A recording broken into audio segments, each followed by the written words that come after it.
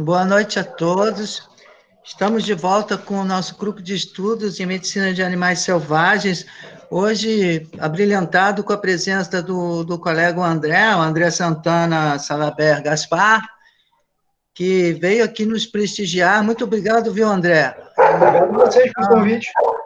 Não só em meu nome, como em nome de todos os alunos e colegas aqui presentes, e também da nossa faculdade veterinária e da nossa universidade.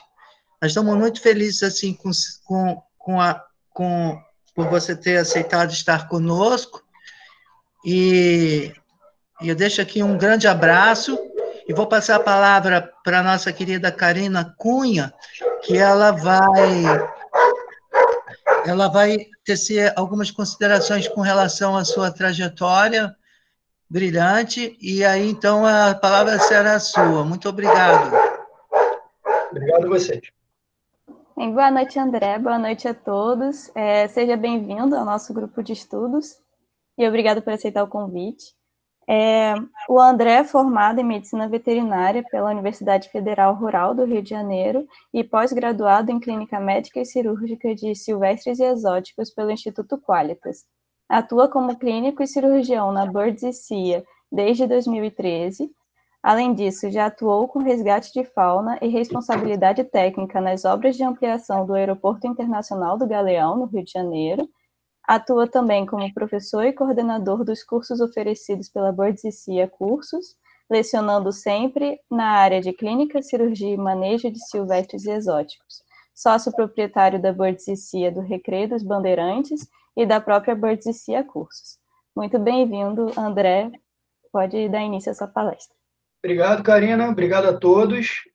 Vamos ver se vocês conseguem ver aqui. Pedir para vocês me ajudarem com isso. Vou tentar compartilhar a tela. Estão vendo? Sim, apareceu aqui agora. Apareceu? Então, vamos lá. Gente, a ideia é falar um pouquinho para vocês sobre clínica de répteis, tá? E eu peço para que quem tem a palavra aí, eu sei que alguns estão só como pessoas podem ver, né? E outros podem, talvez, entrar no meio da palestra e falar alguma coisa. Então, como eu não estou visualizando nenhum tipo de chat nem nada do gênero, e só a tela que eu estou passando para vocês, eu vou pedir para que, a qualquer dúvida, a qualquer erro, vocês entrem em contato, falem no meio da palestra mesmo, que aí eu vou e tento resolver o que estiver acontecendo aqui. Bom, a ideia é falar um pouquinho sobre clínica de répteis para vocês, e aí, como introdução, eu separo alguns tópicos aqui interessantes. Muito legal a gente ter em mente que a maior parte das doenças relacionadas a répteis está relacionada a manejo, tá? Eu diria para vocês com toda tranquilidade aí que cerca de 80 a 90% das doenças que a gente acaba encontrando, elas têm o erro inicialmente de manejo, que às vezes aquilo postergado por um período muito prolongado, acaba culminando numa doença, né?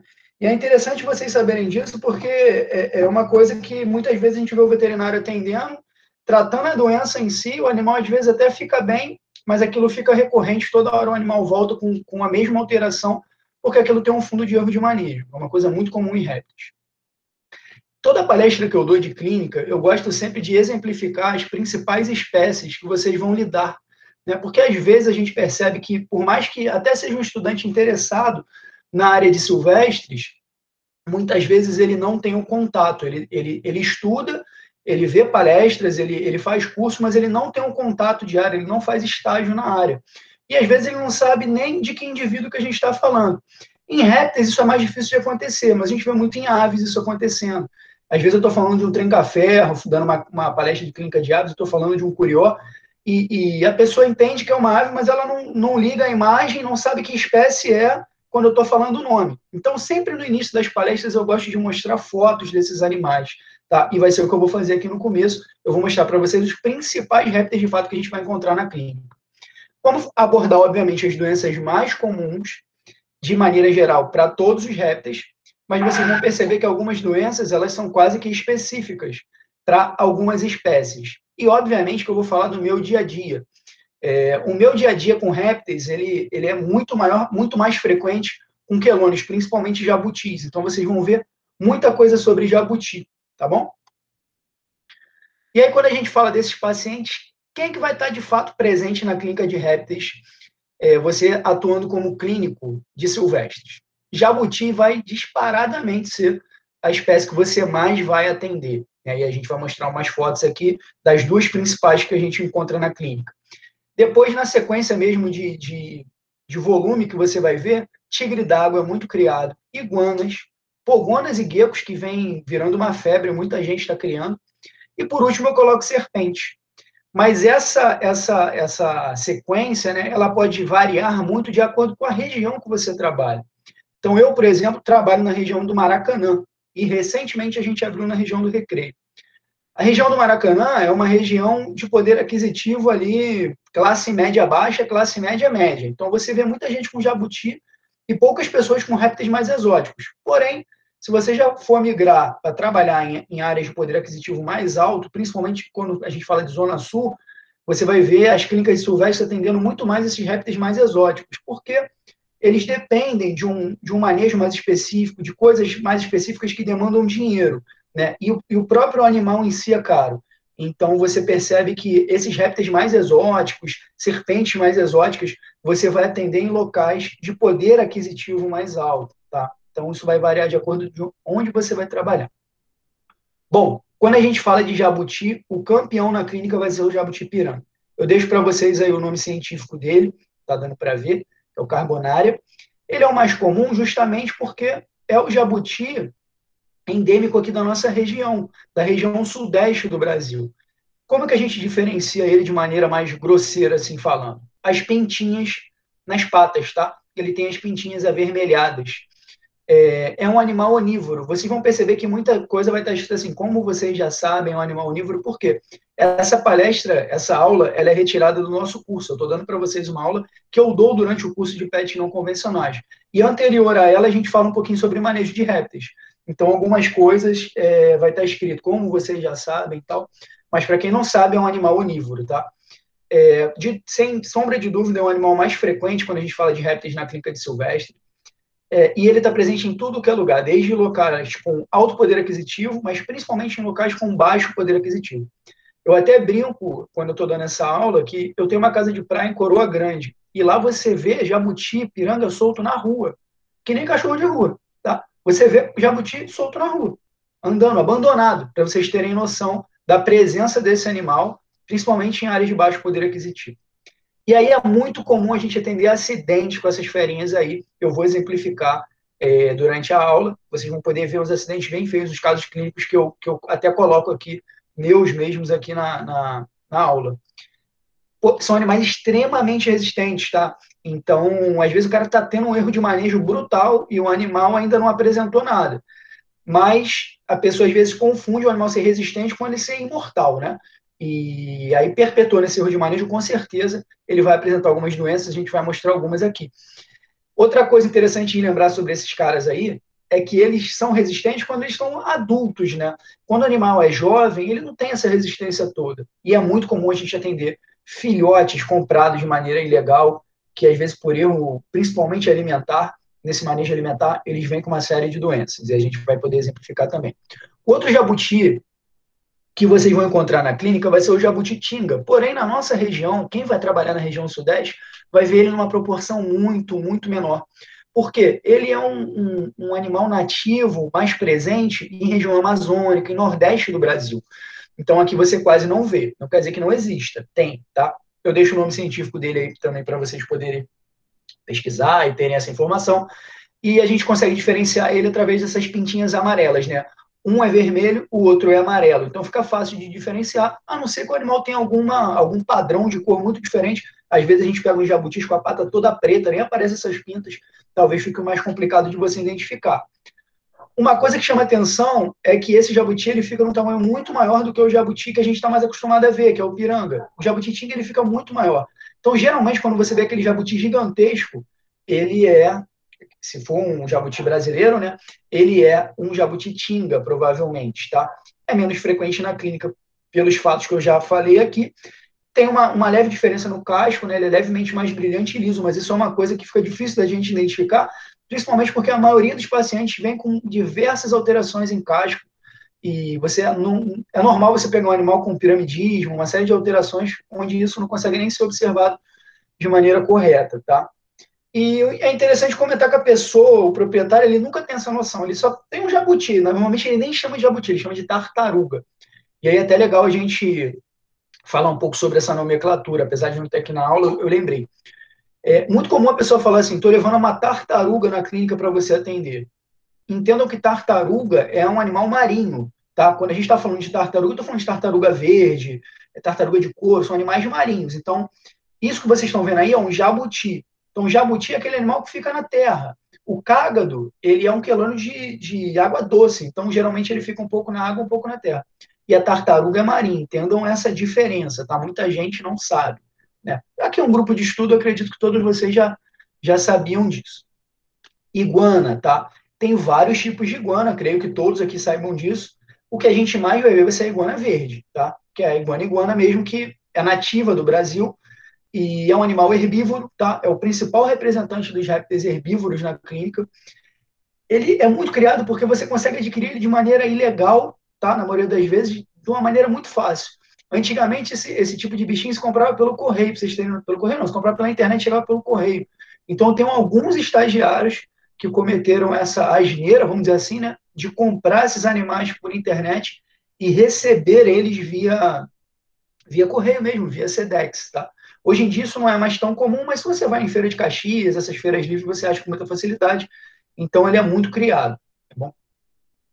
Não, existem outros tipos de iguana, eu estou falando de iguana verde. Exemplificar para vocês uma pogona, essa pogona aí era até minha, infelizmente ela já faleceu de idade mesmo, mas é um bicho que está sendo muito criado também, pela facilidade de reprodução, creio eu, né? A fêmea coloca muitos ovos, não é difícil de você vingar esses ovos, e por conta disso eles estão muito populares no Brasil. Começa a reproduzir demais, começa a baixar o valor, e aí as pessoas começam a adquirir. É um bicho exótico. Lembrar para vocês que praticamente 100% dos répteis exóticos que tem no Brasil são ilegais, tá? Então, recentemente a gente teve esse problema com o indivíduo lá que criava uma naja e tal. Todos esses répteis que vocês veem, que são exóticos, sendo criados no Brasil, eles são ilegais. O fato é esse. É um insetívoro, tá? Junto com os guecos, são os principais representantes dos répteis insetívoros na clínica, mas eles também podem comer verduras, mas é um pouco difícil de você implementar. E é um réptil relativamente fácil de criar, assim como uma iguana. Então, muitas vezes é o primeiro réptil que a pessoa tem, ela quer começar na criação de répteis, ela pega uma pogona ou um leopardo gecko, que eu também deixo o nome científico aí para vocês. É um bichinho que tem diversos padrões de cor, é muito legal, não necessita de um espaço muito grande para criar. Existe um padrão chamado Giant, que é muito maneiro, ele é bitelão mesmo, grandão, mas é mais difícil você ver, você vê mais esse padrão Giant no exterior.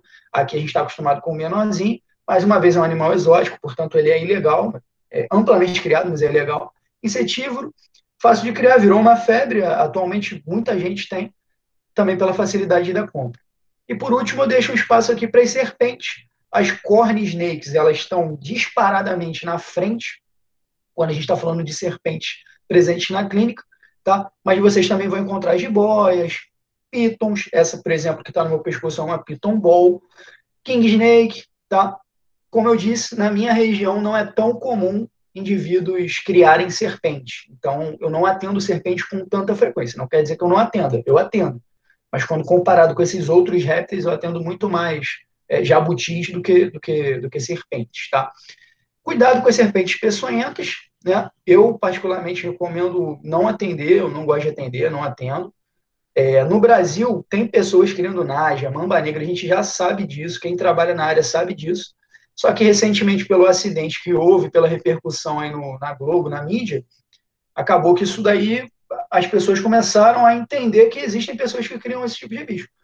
Mas é uma coisa antiga, tá? Já tem muito tempo que as pessoas criam esses bichos aí exóticos e peçonhentos. Portanto, eu não recomendo atender, mas uma vez para lembrar, são pets de pessoas geralmente com poder aquisitivo mais alto, já comentei isso, são animais carnívoros, né? Mas não quer dizer que todos eles comem apenas camundongos ou ratos. Então, quando a gente fala de manejo, a gente fala um pouquinho sobre isso na aula que não está aqui antes, mas a gente comenta que às vezes a pessoa pega uma, sei lá, dou um exemplo para vocês aqui, uma cobra d'água, por exemplo, que é um animal que ingere peixes e tenta implementar uma alimentação diferente pelo simples fato do animal ser carnívoro. Então, entender que um pet carnívoro não necessariamente, uma serpente carnívora não necessariamente come sua rádio, mas a maioria delas acaba se adaptando, mesmo que não faça parte da alimentação natural dela no seu habitat natural. E são animais com a criação um pouquinho mais difícil, né? Geralmente, o cara que nunca teve um réptil, ele não pula direto para uma serpente. É um proprietário que provavelmente vai chegar para você já com um pouco mais de informação, já tem um histórico ali por trás, ele já teve outros répteis, tá? Gente, a anamnese, quando você está falando de animais silvestres de maneira geral, não só répteis, ela tem que ser extremamente detalhada. Mas quando a gente fala de répteis em específico, já tendo em mente que a maioria das doenças tem a ver com erro de manejo, você tem que perguntar tudo referente ao manejo do animal. Manejo alimentar, manejo ambiental, principalmente, tá? Dependendo da espécie, a tua avaliação física vai ser super fraca. Então, eu acabei de falar para vocês que o que eu mais atendo é jabuti. O que eu posso fazer numa avaliação física de um jabuti? Basicamente, eu vou ver as mucosas dele, eu vou ver ali o comportamento do animal, eu vou conseguir ver parte do subcutâneo do animal ali, a gente consegue identificar algumas doenças através de edema de subcutâneo, como hipovitaminose A, a gente vai falar um pouquinho mais à frente. Eu consigo ver isso, consigo ver se o animal apresenta caquexia, se ele está bem nutrido, a partir da musculatura dos membros, né? E se ele está desidratado. E basicamente parou por aí, tá? Eu não consigo fazer uma palpação dos órgãos internos do animal, como eu consigo, por exemplo, com um cachorro e com um gato. Eu não consigo fazer sequer uma visualização da parte ventral, ou seja, o animal está coberto por casco, né? Eu consigo só avaliar ele externamente. Por conta disso, os exames complementares são fundamentais, principalmente, mais uma vez, quando a gente está falando de quelônios, tá? Animais como jabutis, é fundamental que você já diga ao proprietário que vai fazer uma consulta de um jabuti, é obrigatório que você faça uma radiografia, a não ser que seja uma coisa muito óbvia, tá? Mas, na maioria das vezes, precisa radiografar, para que eu tenha uma noção do que está acontecendo dentro do corpo do animal. Tá? E eu deixo um comentário aqui no final. A gente costuma chamar de passarinheiro, né? Tem nada a ver aqui com réptil, mas passarinheiro é aquele cara que cria passarinho, que cria principalmente pássaros de canto, trinca-ferro, curió, bicudo. E é um indivíduo que geralmente ele tem muitas informações que ele pega de colegas que criam o mesmo tipo de bichinho, e são pessoas que, geralmente, para levar no veterinário, ele já tentou fazer tudo. Né? Eles têm um dialeto próprio deles, uma nomenclatura própria que eles usam, nomes que talvez o veterinário nem entenda se não for da área, e eles tentaram de tudo. Quando nada mais dá certo, eles levam o paciente para a clínica. E eu faço um comentário de que as pessoas que criam serpente, geralmente se assemelham muito com esses passarinheiros. São pessoas que já têm uma certa experiência, elas têm uma comunidade, né, interna, onde eles vão conversando e trocando experiências, e geralmente quando esse cara leva a serpente dele na clínica, ele já tentou de tudo, tá? E eles também têm uma nomenclatura própria deles e tal, então eu faço essa comparação do passarinheiro com o cara que cria réptil, no caso, que cria serpente. Em outras aulas desse curso, eu comento sobre materiais que você tem que ter na clínica para fazer atendimento de animais silvestres e exóticos, tá? E aí, aqui nessa aula específica, eu falo de instrumentais específicos para contenção de répteis, né? Basicamente, mais cuidado com as serpentes. Então, se você quer fazer atendimento de serpente, de répteis de maneira geral, você precisa ter um gancho na tua clínica, tá? Além de tudo que você já precisa para atendimento de animais silvestres e exóticos, como, por exemplo, medicamentos em concentrações muito diferentes, medicamentos mais diluídos, né, do que o normal de uma clínica de pequenos. Todo o EPI para você fazer a contenção do animal. A gente fala muito em seringas adequadas, né? Seringas de insulina, seringas BD de 0,3 ml no máximo, porque muitas vezes você vai lidar com animais muito pequenos, então você precisa de todo um instrumental específico que, no geral, clínicas de pequenos não vão oferecer. E, especificamente para répteis, tem que fazer parte desse teu material esse gancho, e você também pode usar esse gancho com trava, onde é mais seguro, principalmente se você estiver lidando com um animal peçonhento, né? E é a recomendação que eu dou. Vai ter esse atendimento a répteis, tenha o gancho ou o gancho com trava, tá? Bom, iniciando a consulta do réptil, o que eu devo imaginar? Chegou um proprietário com réptil na clínica, como agir? Primeira coisa, eu preciso associar toda aquela anamnese que eu obtive de maneira bem densa mesmo, perguntar muita coisa e anotar tudo isso. É bom você ter um sistema, né, onde você possa anotar toda a anamnese para você ter o histórico daquele animal. E aí eu vou associar isso aos dados clínicos que eu obtive através do exame físico, que eu comentei, muitas vezes é fraco, tá? Diante disso, eu vou elaborar uma hipótese diagnóstica. E eu vou ter que solicitar exames. Esqueçam dar diagnóstico sem solicitação de exames. Isso não existe, tá? Bote na cabeça do proprietário que para chegar no diagnóstico você vai ter que passar por exames complementares, tá? E quando a gente fala de exames complementares em répteis, eu estou falando de radiografia, principalmente para quelônios, mas também para outros répteis. Hemograma com bioquímica, vou fazer alguns comentários à frente sobre esses exames. Parasitológico de fezes, ultra, tá? Ah, mas como que eu vou fazer uma ultra numa serpente? Dá para fazer. Como que eu vou fazer uma ultra num jabuti? Dá para fazer. Vou explicar como. Cultura com antibiograma, fundamental esses exames complementares. Então, vamos falar um pouquinho como fazer cada exame desse, tá? E aí você vê que tem comentários aqui que são do curso, né? Aula específica no domingo, porque no curso, durante o curso, a gente fala especificamente sobre exames em animais não convencionais, tá? Quando eu falo de radiografia, como eu já disse, é fundamental na avaliação de quelônios. E aí, anotem isso, botem isso na cabeça. Se você vai fazer uma radiografia de um jabuti, você precisa de 3 posições, tá? Principalmente quando eu quero avaliar a área pulmonar. É lateral, dorso ventral e principalmente a anteroposterior, que é uma imagem que geralmente a pessoa não pede, né? O cara está na dúvida, quer fazer uma radiografia de corpo inteiro de um animal onde uma chapa pega ele inteiro, né? O que ele faz? Lateral e dorso ventral. Dificilmente ele faz a anteroposterior. Nesse caso, eu vou mostrar uma imagem de uma radiografia anteroposterior no jabuti, vocês vão entender a importância de ter essa imagem, tá? A radiografia ela vai auxiliar principalmente no diagnóstico de pneumonias, alvos retidos e impactações, mas ela também pode me oferecer outros diagnósticos, tá? E aí eu entro em outra questão. O que eu faço? Eu compro uma radiografia ou eu devo ter um local para onde encaminhar? E é uma pergunta que eu sempre faço para os alunos quando a gente está dando aula presencial, né? É se eles têm noção de quanto custa um aparelho de radiografia de boa qualidade, um aparelho digital, como o da foto, que é lá da clínica. E na maioria das vezes eles não têm a menor noção. As pessoas chutam, custa 30 mil, chuta 40 mil. Gente, um aparelho desse atualmente eu vi hoje, né? Custa 150 mil reais. Será que você vai ter dinheiro para implementar uma radiografia na sua clínica? Cara, se tiver, show de bola. Lembra que além da radiografia, você vai ter que comprar todos os EPIs necessários e provavelmente preparar essa sala com chumbo. Então você vai acabar, no final das contas, gastando alguma coisa em torno de 200 mil reais. Então, às vezes, é mais interessante você ter um vínculo de amizade, uma comunidade interna ali com os veterinários que atendem naquela região onde você vai atuar e saber para quem encaminhar, tá? A pessoa tem que ter, obviamente, o aparelho adequado para fazer a radiografia desses bichinhos e tem que ter também o know-how para laudar essas imagens. Mas ter isso em mente. Se você quer atender répteis, se você quer atender de maneira mais silvestres, faça uma pesquisa para você saber se na tua região tem pessoas para te auxiliarem nessa questão de exames complementares. Não só radiografia, como ultra, como laboratório de confiança que faça exame para esses bichos, tá? É bem legal.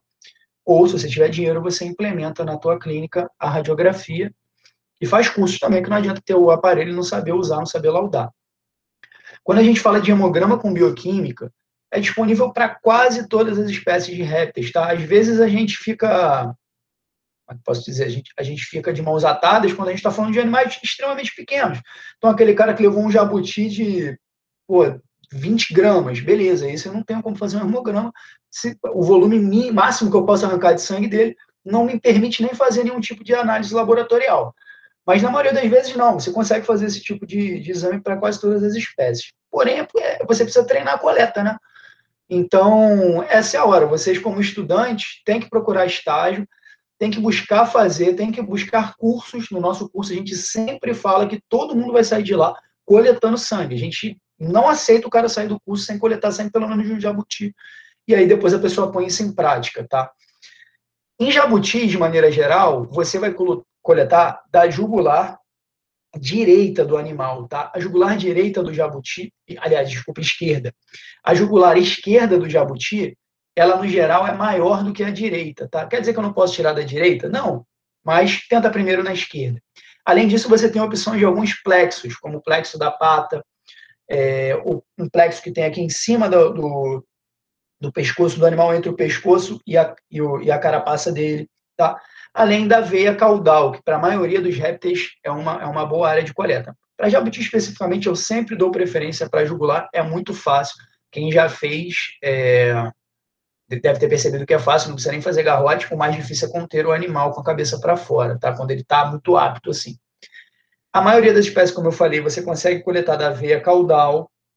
Serpentes, ela tem uma coleta mais específica, que você consegue fazer como se estivesse entrando com a agulha na coluna do animal. Mas é uma coisa que realmente precisa praticar e serve para serpentes maiores. E para quase todas as serpentes você consegue também na caudal ventral, um pouquinho depois da cloaca. É uma coisa que é muito mais fácil da gente aplicar, fazer uma aula prática do que explicar na teoria, né? E o hemograma, eu sempre gosto de comentar outra coisa também, que ele não fecha diagnóstico nenhum. Eu sempre falo isso nas minhas aulas de clínica. O hemograma não fecha diagnóstico. Ele te norteia, tá? Vamos dar um exemplo para um cachorro, que talvez seja um bichinho que esteja mais próximo aí da maioria dos estudantes. Você faz estágio numa clínica, o indivíduo vai lá e pede um hemograma de um cachorrinho e ele vem com a plaqueta baixa. Fechei algum diagnóstico? Não. Mas ele me direcionou, o animal está com febre, sangramento nasal, diarreia, fraco, fiz um hemograma, plaqueta baixa. Tem carrapatos. Eu fechei diagnóstico em erliquiose com hemograma? Não. Mas ele me direcionou a fazer um 4DX, a fazer um exame específico, que aí sim vai fechar um diagnóstico. Então, de maneira geral, o hemograma não fecha diagnóstico de nada, ele te norteia. É quando você tem um animal com sinais inespecíficos, você pede sempre um hemograma, ou para continuar avaliando um parâmetro que você já está vendo ali que está errado e você quer ver se está entrando dentro da normalidade. Então, o hemograma não fecha diagnóstico, mas ele te dá uma boa noção de para onde ir, tá? É fundamental fazer esse tipo de exame e eu considero um exame de rotina, tá? Cultura e antibiograma, principalmente quando a gente fala de pneumonias. Como coletar dos répteis? Duas opções. O lavado traqueal, que eu particularmente não gosto de fazer, tá? Porque basicamente você jogar um volume de soro para dentro de soro ou água de injeção, né? Para dentro do pulmão do animal e depois retornar com esse líquido e enviar para análise laboratorial para que seja replicada ali uma cultura bacteriana e depois fazer um antibiograma. Só que eu, sinceramente, não gosto porque eu fico com a impressão de que eu estou afogando o animal. A verdade é essa. Eu fico com um pouco de medo, um pouco de receio. E muitas vezes é um animal que já está com uma dificuldade de respirar. Eu prefiro muito mais fazer um swab da base da traqueia. Eu acho mais fácil, tá? E geralmente esses animais estão com muita secreção nesse local quando estão com pneumonia. Então, eu retiro secreção ali da base da traqueia com swab. Geralmente eu uso esse swab com meio de transporte, chama-se meio de Stewart. Coloco ali, envio ao laboratório e quase que 100% das vezes eu tenho bons resultados, tá? Consigo isolar a bactéria em questão e saber quais antibióticos vão funcionar. Mas eu também posso fazer esse tipo de coleta em lesões infeccionadas, principalmente quando a gente tem secreção envolvida.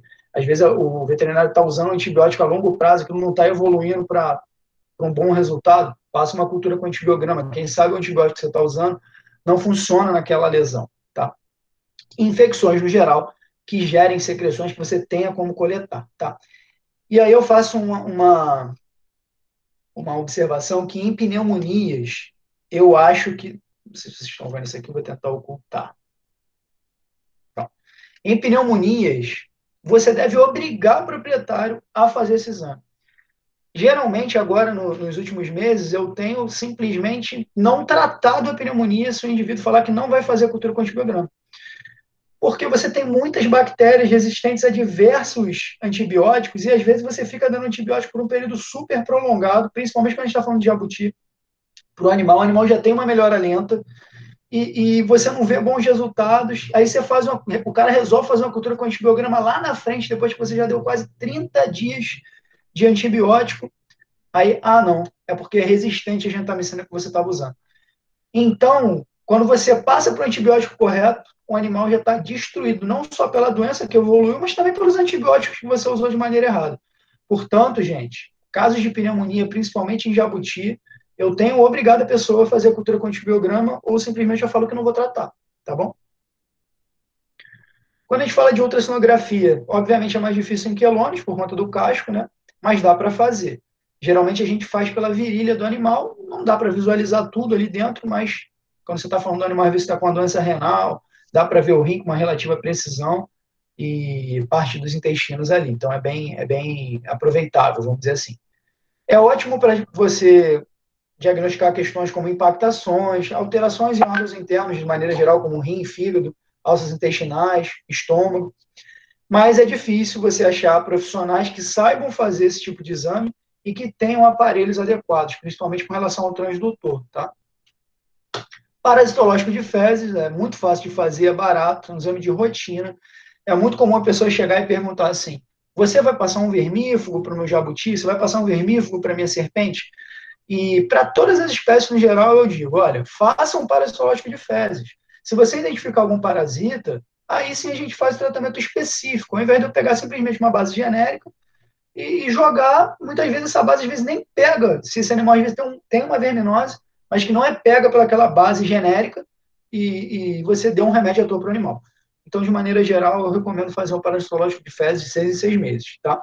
Qualquer laboratório faz, as técnicas são semelhantes às técnicas feitas em cães e gatos, então é muito fácil você achar um laboratório que faz parasitológico para répteis, tá?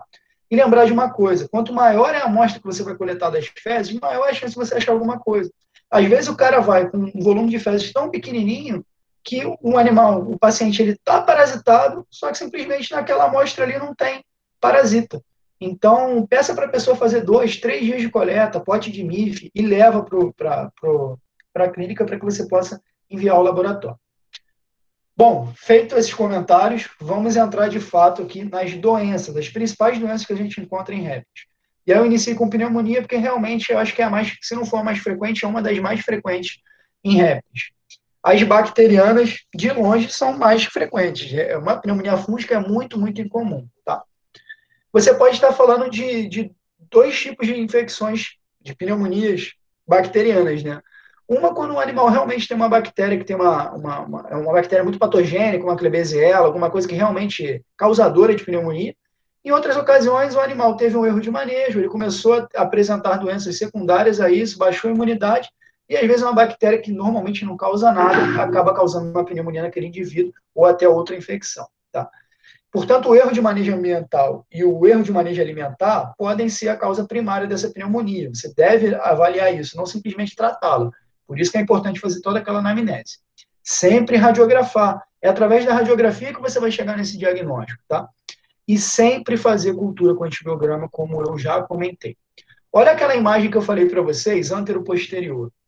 Percebam como é que eu consigo ver o pulmão do animal e eu consigo especificar exatamente, quando eu faço essa imagem associada à lateral e à dorso ventral, eu consigo ver exatamente quais são os focos pneumônicos no pulmão, através, obviamente, do aumento da radiopacidade que dá na radiografia, tá? Portanto, não esquecer de fazer anteroposterior em jabutis. E aí, quais vão ser os sinais clínicos que eu vou encontrar? Esse animal ele vai estar com dispneia. Como que eu vou identificar uma dispneia num réptil, né? Ainda mais num jabuti, eu não consigo ver o pulmão, não consigo ver essa movimentação respiratória. Gente, esses bichinhos vão estar com a cabeça esticada, tá?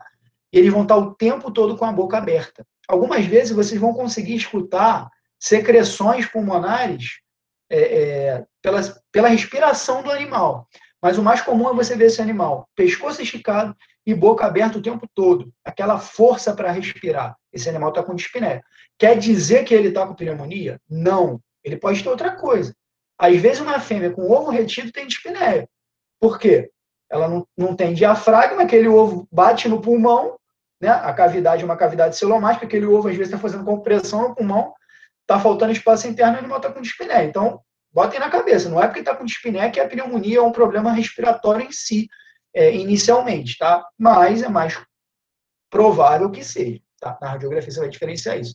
Além disso, o animal vai estar com letargia, mas esse é um sinal inespecífico de doença, e provavelmente vai estar com hiporexia ou anorexia, que é a diminuição ou a simplesmente parada, né, de se alimentar.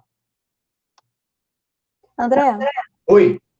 A Natália perguntou aqui no chat: quando eu devo desconfiar que é uma pneumonia fúngica e não bacteriana? Tem sintomas diferentes? Não tem sinais clínicos diferentes, mas tem uma imagem radiográfica diferente. Geralmente, pneumonias fúngicas, elas formam uma imagem pontiforme no pulmão. Não é uma coisa difusa, tá? Isso não te dá certeza de que aquela pneumonia é fúngica, mas já te dá uma noção. Uma coisa eu digo para vocês, é extremamente incomum você ver um animal com pneumonia fúngica, de maneira geral. 99,9% das vezes a pneumonia vai ser bacteriana. Agora, se ela for fúngica, você tem condições de pedir um fungiograma com teste de medicamentos para ver qual medicamento que vai também atingir aquele fungo, tá bom? Mas é muito incomum, tá? Lembrar para vocês que quando vocês pedem uma cultura, voltando para a pneumonia bacteriana, quando vocês pedem uma cultura bacteriana, uma cultura com antibiograma, de pneumonia, obviamente essa cultura é para micro-organismos aeróbios, tá bom? Ter isso em mente, porque vocês vão enviar para o laboratório vai perguntar, é anaeróbio ou aeróbio? Obviamente, está no pulmão, é aeróbio, tá? Eu ia fazer um comentário aqui, acabei esquecendo, depois eu lembro.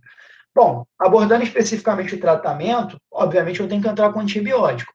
E aí vocês vão me perguntar, bom, você falou para fazer uma cultura com antibiograma. Diante disso, eu espero o resultado do exame para só depois começar a tratar? Não. Obviamente, eu vou entrar com antibiótico de amplo espectro, que chega em boa quantidade em tecido pulmonar. E aí eu estou falando de gentamicina e de erro, principalmente, tá? Apesar de ter colocado a micacina aí, a gente geralmente usa gentamicina ou erro. Porém, quase sempre a gente usa gentamicina como primeiro antibiótico, até que saia o resultado da cultura com antibiograma. E aí vocês vão me perguntar, mas por quê? Pelo simples fato da gentamicina em répteis poder ser feita no intervalo de 72 e 72 horas. Então, isso me permite, muitas vezes, que o animal não precise ficar internado. A pessoa volta de 3 em 3 dias, vai fazendo as aplicações, e normalmente, antes da terceira aplicação, já saiu o resultado. O antibiograma, ele demora ali de 5 a 7 dias para sair. Tive o resultado. É uma bactéria causadora de pneumonia, que é sensível à gentamicina? Dou continuidade ao tratamento, como já estava fazendo. Ah, não, é resistente à gentamicina. Paro a gentamicina e passa ao antibiótico que o exame me indica, tá? Eu fiz o comentário de amicacina aí nesses antibióticos, porque a gente está pegando muito a pneumonia por Klebsiella. E na maioria das vezes é resistente a tudo. A única coisa que pega é imipenem e amicacina. Só que a imipenem é extremamente caro. Para quem conhece, sabe que é extremamente caro e inviabiliza o tratamento. E aí a gente tem usado muito amicacina, tá? Para pneumonias em répteis. Oxigenoterapia, mas será que vai ter um efeito tão bom assim em répteis? Eu boto até uma interrogação. São animais que muitas vezes você coloca alguma coisa ali diferente para ele respirar, ele entra numa apneia, mesmo com dificuldade de respirar, ele trava ali, não quer respirar. Então, nesses casos, infelizmente, a oxigenoterapia não faz muito efeito para répteis, mas, se você tiver à disposição, obviamente coloca, ainda mais se o animal tiver com uma dispneia muito forte. Os corticoides vão fazer um efeito muito bom. Podem ser via nebulização, talvez aconteça a mesma coisa, o animal entre em apneia, mas eu faço mais via injetável, tá? E eles vão atuar em cima da inflamação desse tecido respiratório, né? Talvez auxilie na respiração, o animal tenha um conforto respiratório, até que os antibióticos comecem a fazer efeito e combater, de fato, o causador ali. Fazer todo o tratamento sintomático, né? Então, o animal, eu acho que o animal está com dor, eu entro com analgésico. É isso que eu falo quando eu falo de tratamento sintomático. Eu estou tratando a causa e depois eu passo para os sinais clínicos que o animal está apresentando. Tratamento de suporte. O que eu chamo de tratamento de suporte? Esse animal ele não vai estar comendo, então eu vou fazer uma alimentação forçada através de sonda, ou talvez eu vou colocar uma sonda esofágica, principalmente em jabutis, mais uma vez, para fazer essa alimentação forçada até que ele volte a comer no decorrer do tratamento. Eu vou aquecer esses animais. A gente está falando de répteis, são animais especilotérmicos, eles não são homeotérmicos. Então, um ser humano, vocês aí, vocês podem estar aqui no Rio de Janeiro no verão, ou vocês podem estar no Polo Norte. A temperatura interna de vocês vai estar variando em alguma coisa entre 36 e 37 graus, porque vocês não são pecilotérmicos. Se vocês fossem, vocês iriam para um lugar mais frio, a temperatura interna de vocês ia baixar, vocês iriam para um lugar mais quente, a temperatura interna ia subir. E o que acontece? O metabolismo também vai ser alterado, obviamente, vocês sabem disso. Quando eu estou falando de um tratamento, onde eu estou aplicando um medicamento, eu quero que aquele medicamento seja metabolizado. Então, para acelerar a metabolização desse medicamento, eu aqueço esses répteis, tá? Uma maneira muito boa de fazer aquecimento em répteis é através de banhos de água morna. Mais uma vez, principalmente em jabutis, tá?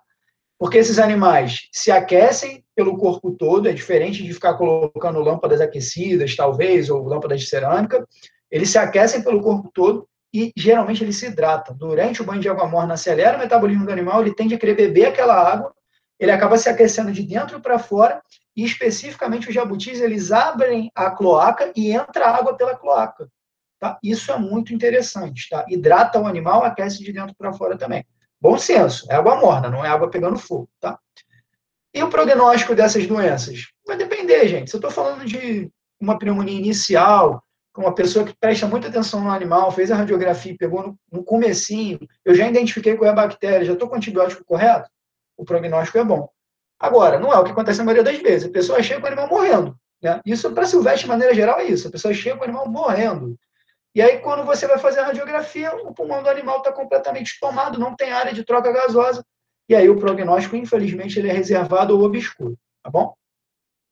Para exemplificar para vocês, não é porque o bicho está com a boca desse jeito que ele vai estar com dispneia, tá? Ele pode estar apenas bocejando ou fazendo uma troca de ar ali no sol, às vezes eles costumam fazer isso. Mas se ele ficar o dia inteiro com essa posição, pode crer que provavelmente ele está com dispneia, tá? Um jabutizinho, para exemplificar, pescoço esticado, boca aberta, está fazendo isso o dia todo, né? É alguma falta de ar. Vocês podem ver o tigre d'água fazendo também a mesma posição. Essas são imagens de internet. Agora, já essa é uma imagem de um paciente meu, tá? Observe o estado geral desse animal. Ele não consegue mais nem sustentar a cabeça. Se vocês verem a segunda foto em específico, vocês conseguem ver a traqueia dele aberta, né? Olha a dificuldade que esse bicho está para respirar. Inicialmente, ele ainda conseguia fazer essa posição de extensão de cabeça para cima e a boca aberta o tempo todo. Ele chegou num quadro tão ruim que ele já abaixou a cabeça e ele só abre a boca quando realmente a traqueia dele abre junto. Perceba que ele já está no acesso venoso na jugular. Quando você vê um jabuti com acesso na jugular, você pode crer que o quadro dele é muito ruim. Porque geralmente esses animais não aceitam esse acesso. Eles botam a cabeça para dentro e aí acaba dobrando o catéter lá dentro. E aí o soro não flui. Então, quando você vê um bichinho internado, um jabuti, com soro acoplado endovenoso na jugular, você pode crer que o quadro é sério. E aí, quando você vai ver a imagem desse animal, na anteroposterior, você se depara com isso daí. Ele quase não tem área de troca gasosa, tá? Você vê que ele está com o pulmão todo tomado.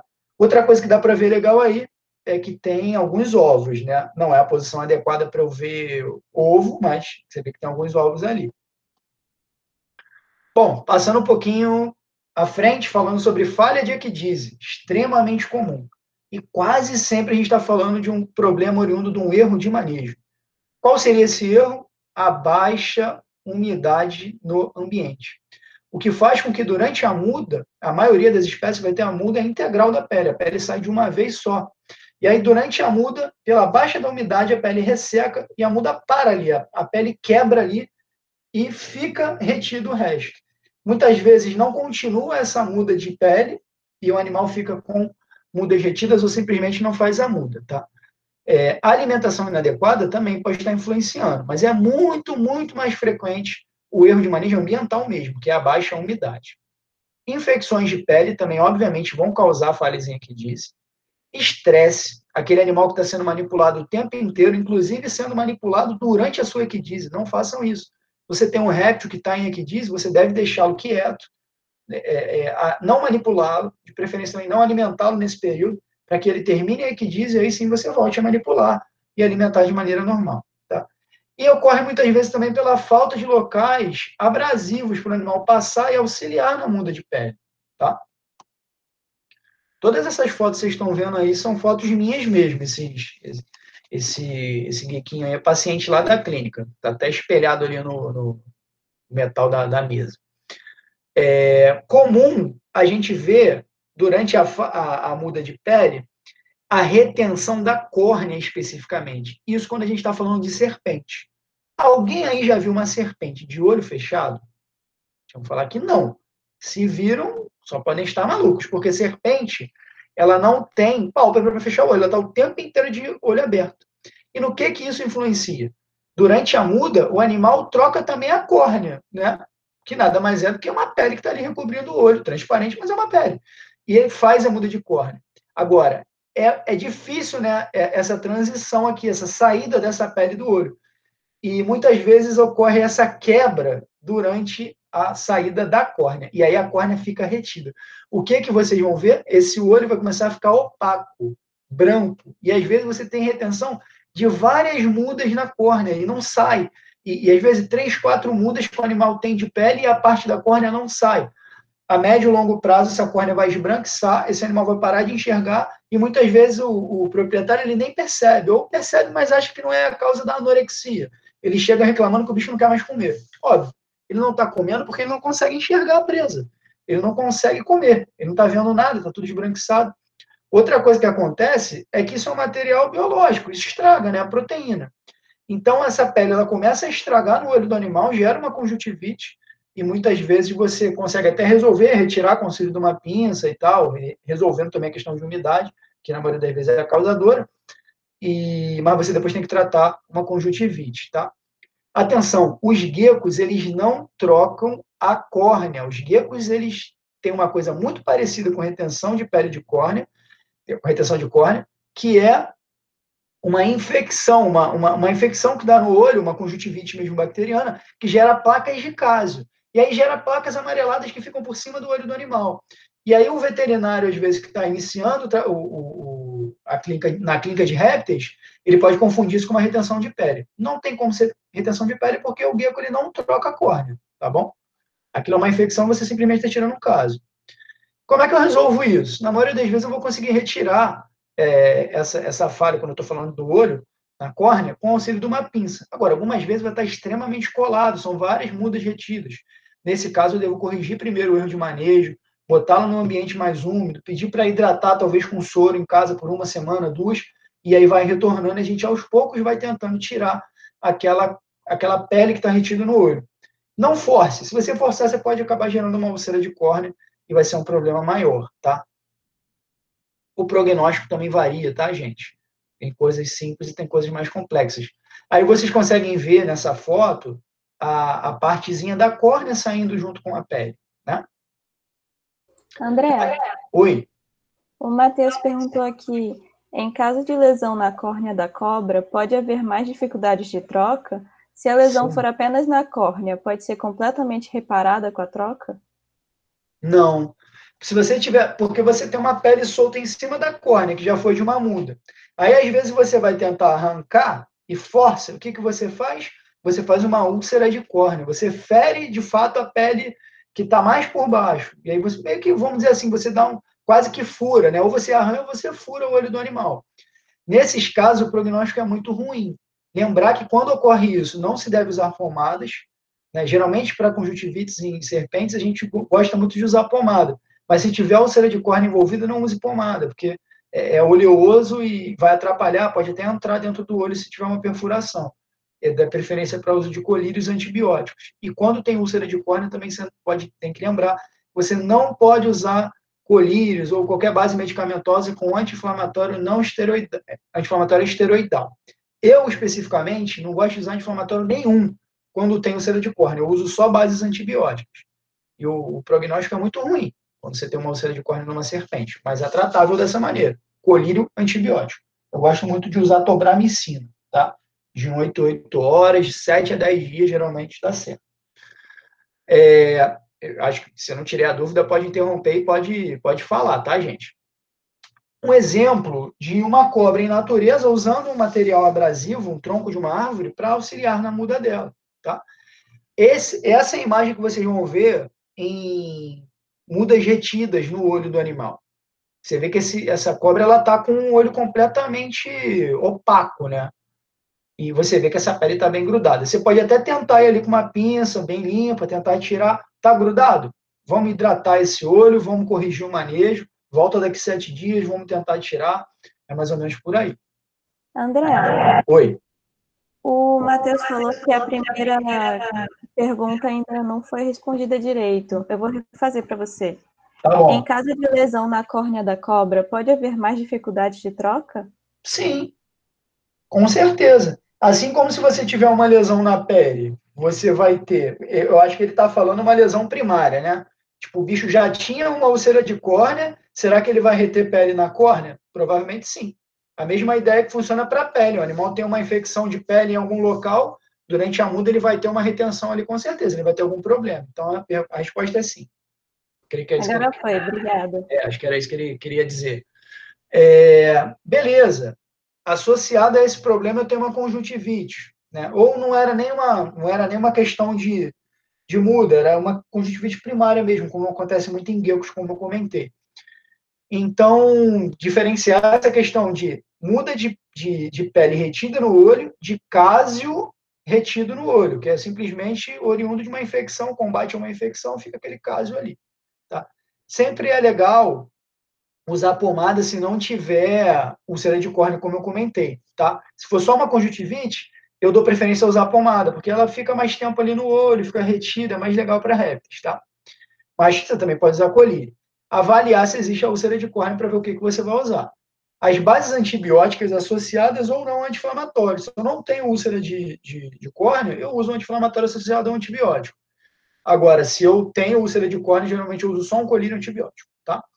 O prognóstico, mais uma vez, ele varia também. Tá? Você tem casos mais graves e casos mais simples. Só um pequeno comentário ali, especificamente sobre o tratamento de conjuntivite. Passando um pouquinho para impactações, tá? Geralmente está relacionado a erro de manejo alimentar.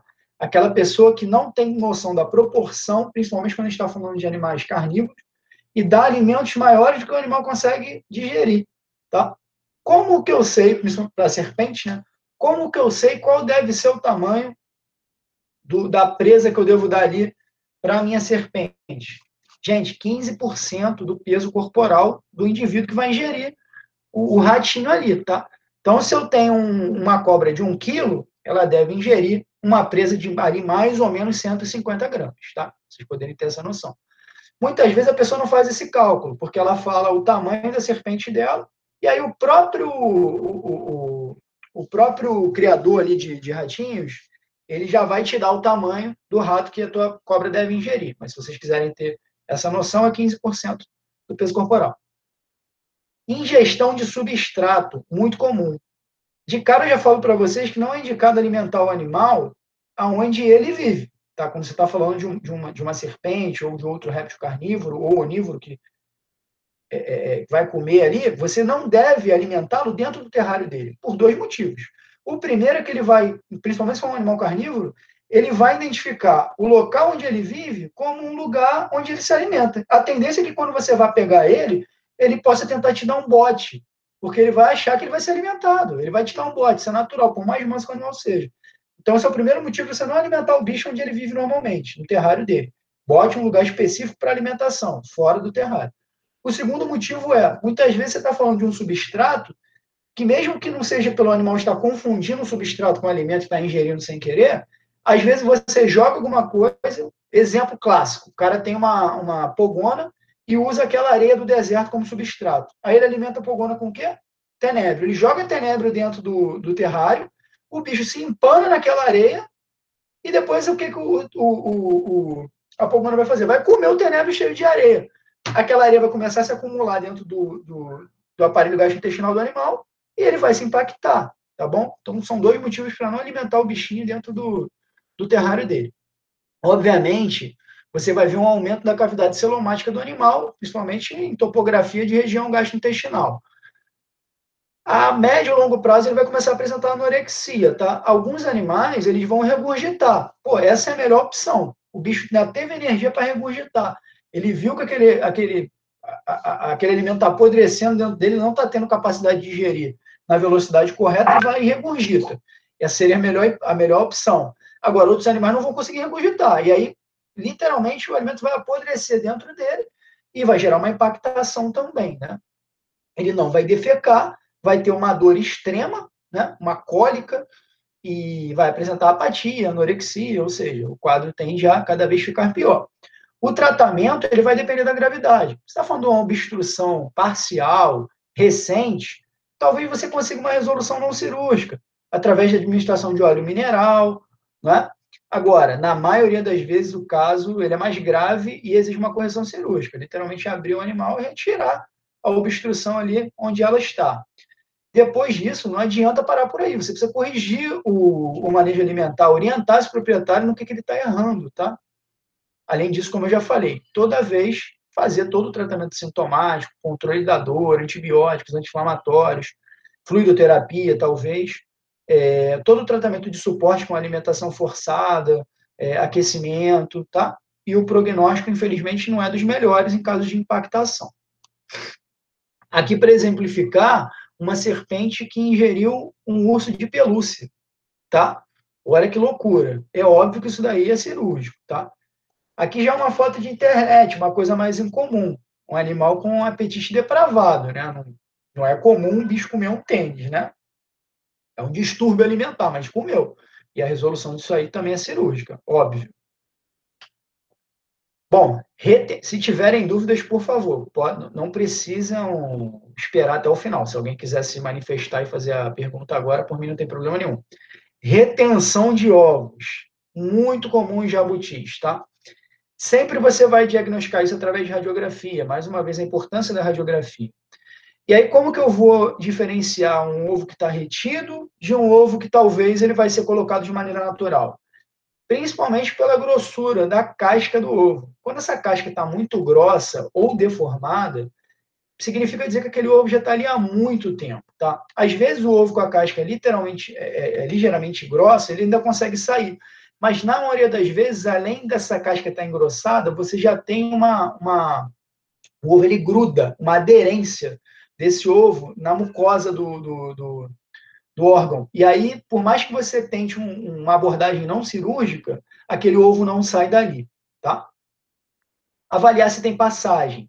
E aí você vai avaliar se tem passagem com relação ao tamanho do ovo ou, em outros casos, quando o ovo está muito deformado. Você vê que ele está com um formato completamente irregular. Vou mostrar algumas fotos. E aí não adianta, não vai sair de maneira natural, tá? O paciente geralmente vai chegar com um quadro de apatia e anorexia. E, obviamente, vai ser uma fêmea, tá? Então, é muito comum chegar com apenas sinais inespecíficos como esses dois. Você faz a radiografia e está lá o bichinho cheio de ovo retido. Você pergunta para a pessoa, já botou ovo alguma vez? E a pessoa fala, não, nunca botou ovo na vida. Quando você vai ver, tem 10, 15 ovos retidos dentro do animal. Por que esse animal está com apatia e com anorexia? Obviamente, além de que esse ovo às vezes está podre dentro do animal, está causando uma infecção no órgão em si, em muitos casos o ovo ele rompe a parede do órgão e cai dentro da cavidade, causando uma celomite, tá? Fora a pressão interna dentro do corpo do animal. O animal está com um casco ali e com várias coisas que não eram para estar ali além dos órgãos, então causa uma pressão interna. São os agentes causadores dessa apatia e dessa anorexia, tá? Às vezes isso é ocasionado por falta de local de postura, tá? Eu estou falando daquela pessoa que cria um jabuti no apartamento. Isso não é incomum, muita gente faz isso. Só que se for uma fêmea, ela não vai ter local adequado. Às vezes ela deixa de pôr o ovo, deixa de ter o estímulo de pôr esse ovo por falta de local. E o simples fato do ovo ficar parado dentro do organismo do animal por muito tempo faz com que ele fique retido, estrague, fique com a casca grossa, tenha aderência, e aí você gera um problema de retenção de ovo, tá? Além de problemas anatômicos, e aí eu estou falando de paciente com cascos encastelados, paciente com deformidades das mais diversas, o que não é incomum da gente ver. Todas essas fotos aí atrás são de pacientes meus, tá? Vocês estão vendo aí atrás, eu vou mostrar depois algumas fotos de casos clínicos bem legais. O tratamento não cirúrgico seria com o uso da ocitocina. Agora, é fundamental que você faça cálcio antes do uso da ocitocina. Entendam que o cálcio ele tem que estar circulante no sangue para que tenha contração muscular.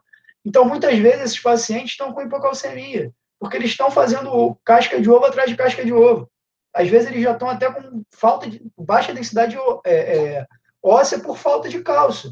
Não adianta o paratormônio dele estar lá no alto, tirando o cálcio do osso jogando no sangue, porque não tem mais cálcio, ele tem uma alimentação pobre em cálcio.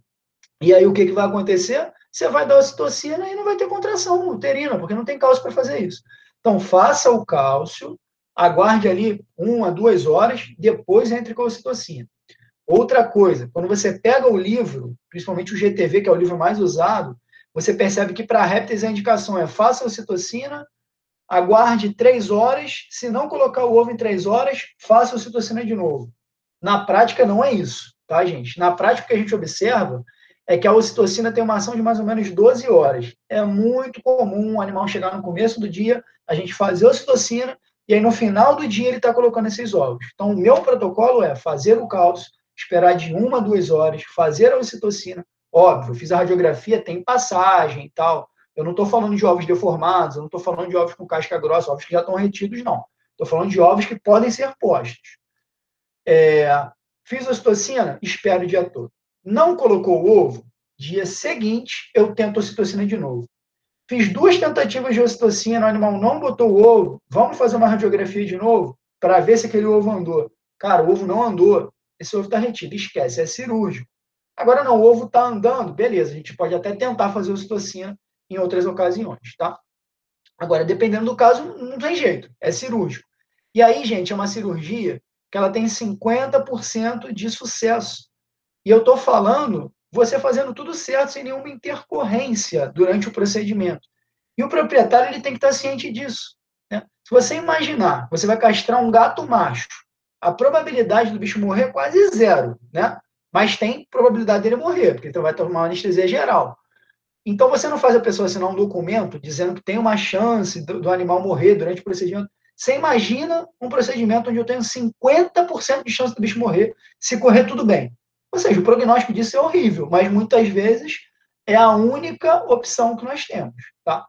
A cirurgia é altamente invasiva, é uma cirurgia até chata de fazer, você precisa de aparelhagem muito específica, geralmente a gente usa um Dremel para fazer a abertura do plastrão do animal, e depois a gente faz ali a castração e tem que colocar esse plastrão de novo, vou mostrar algumas imagens.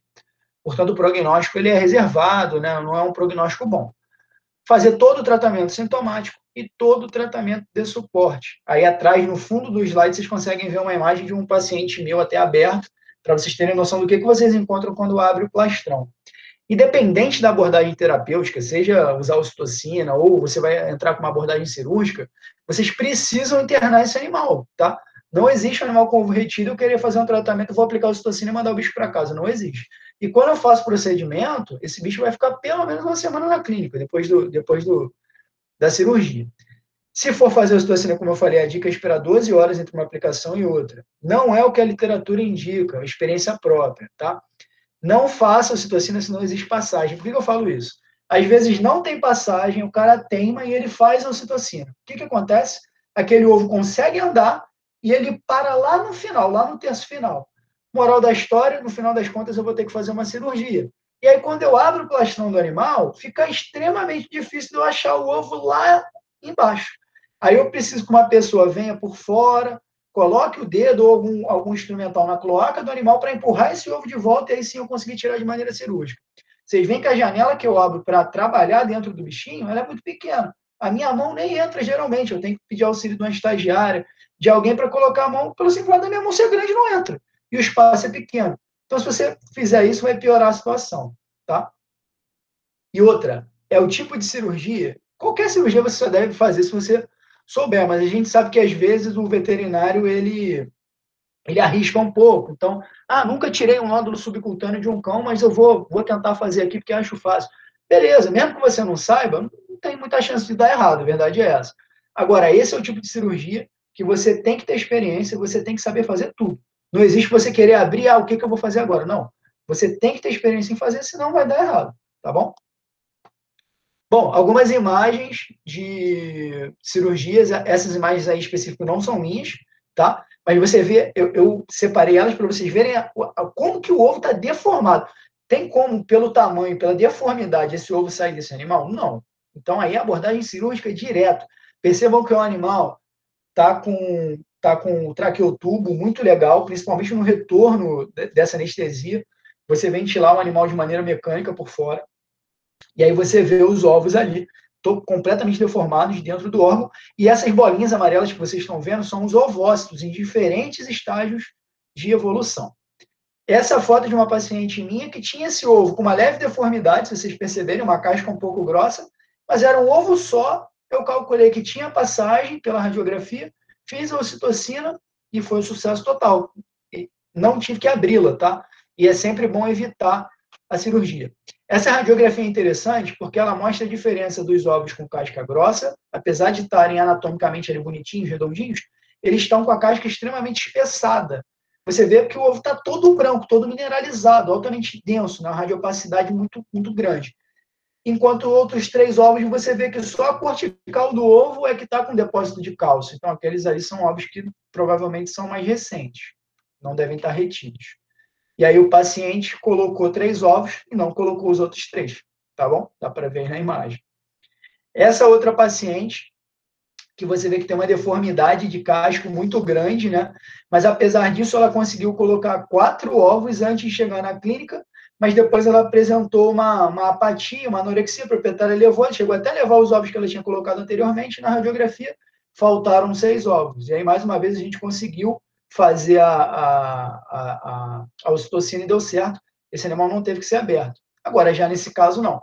Nesse caso, você vê que você tem um indivíduo, olha como que estão esses ovos, né? São fotos minhas mesmo. Então, o que aconteceu? Rompeu o órgão e tinha ovo solto dentro da cavidade. Você vê esse ovo branco aí, com essa casca grossa, espessada, completamente deformado, ele rompeu o órgão e ele estava solto, estava ali dentro da cavidade do animal. Tá bom? O paciente foi castrado. Acidentes domésticos. Gente, os mais variados que vocês imaginarem. Tá? Especificamente em jabutis, tem 2 coisas que chamam a atenção. Atropelamento dentro da própria garagem, tá? E queimaduras por fogo. E aí, como é que você imagina que alguém vai botar fogo num jabuti? Você vai falar, não, ninguém vai botar fogo no jabuti. Isso é uma coisa que não deve ser tão comum. E é aí que você se engana. Isso é extremamente comum, principalmente na pessoa que tem quintal.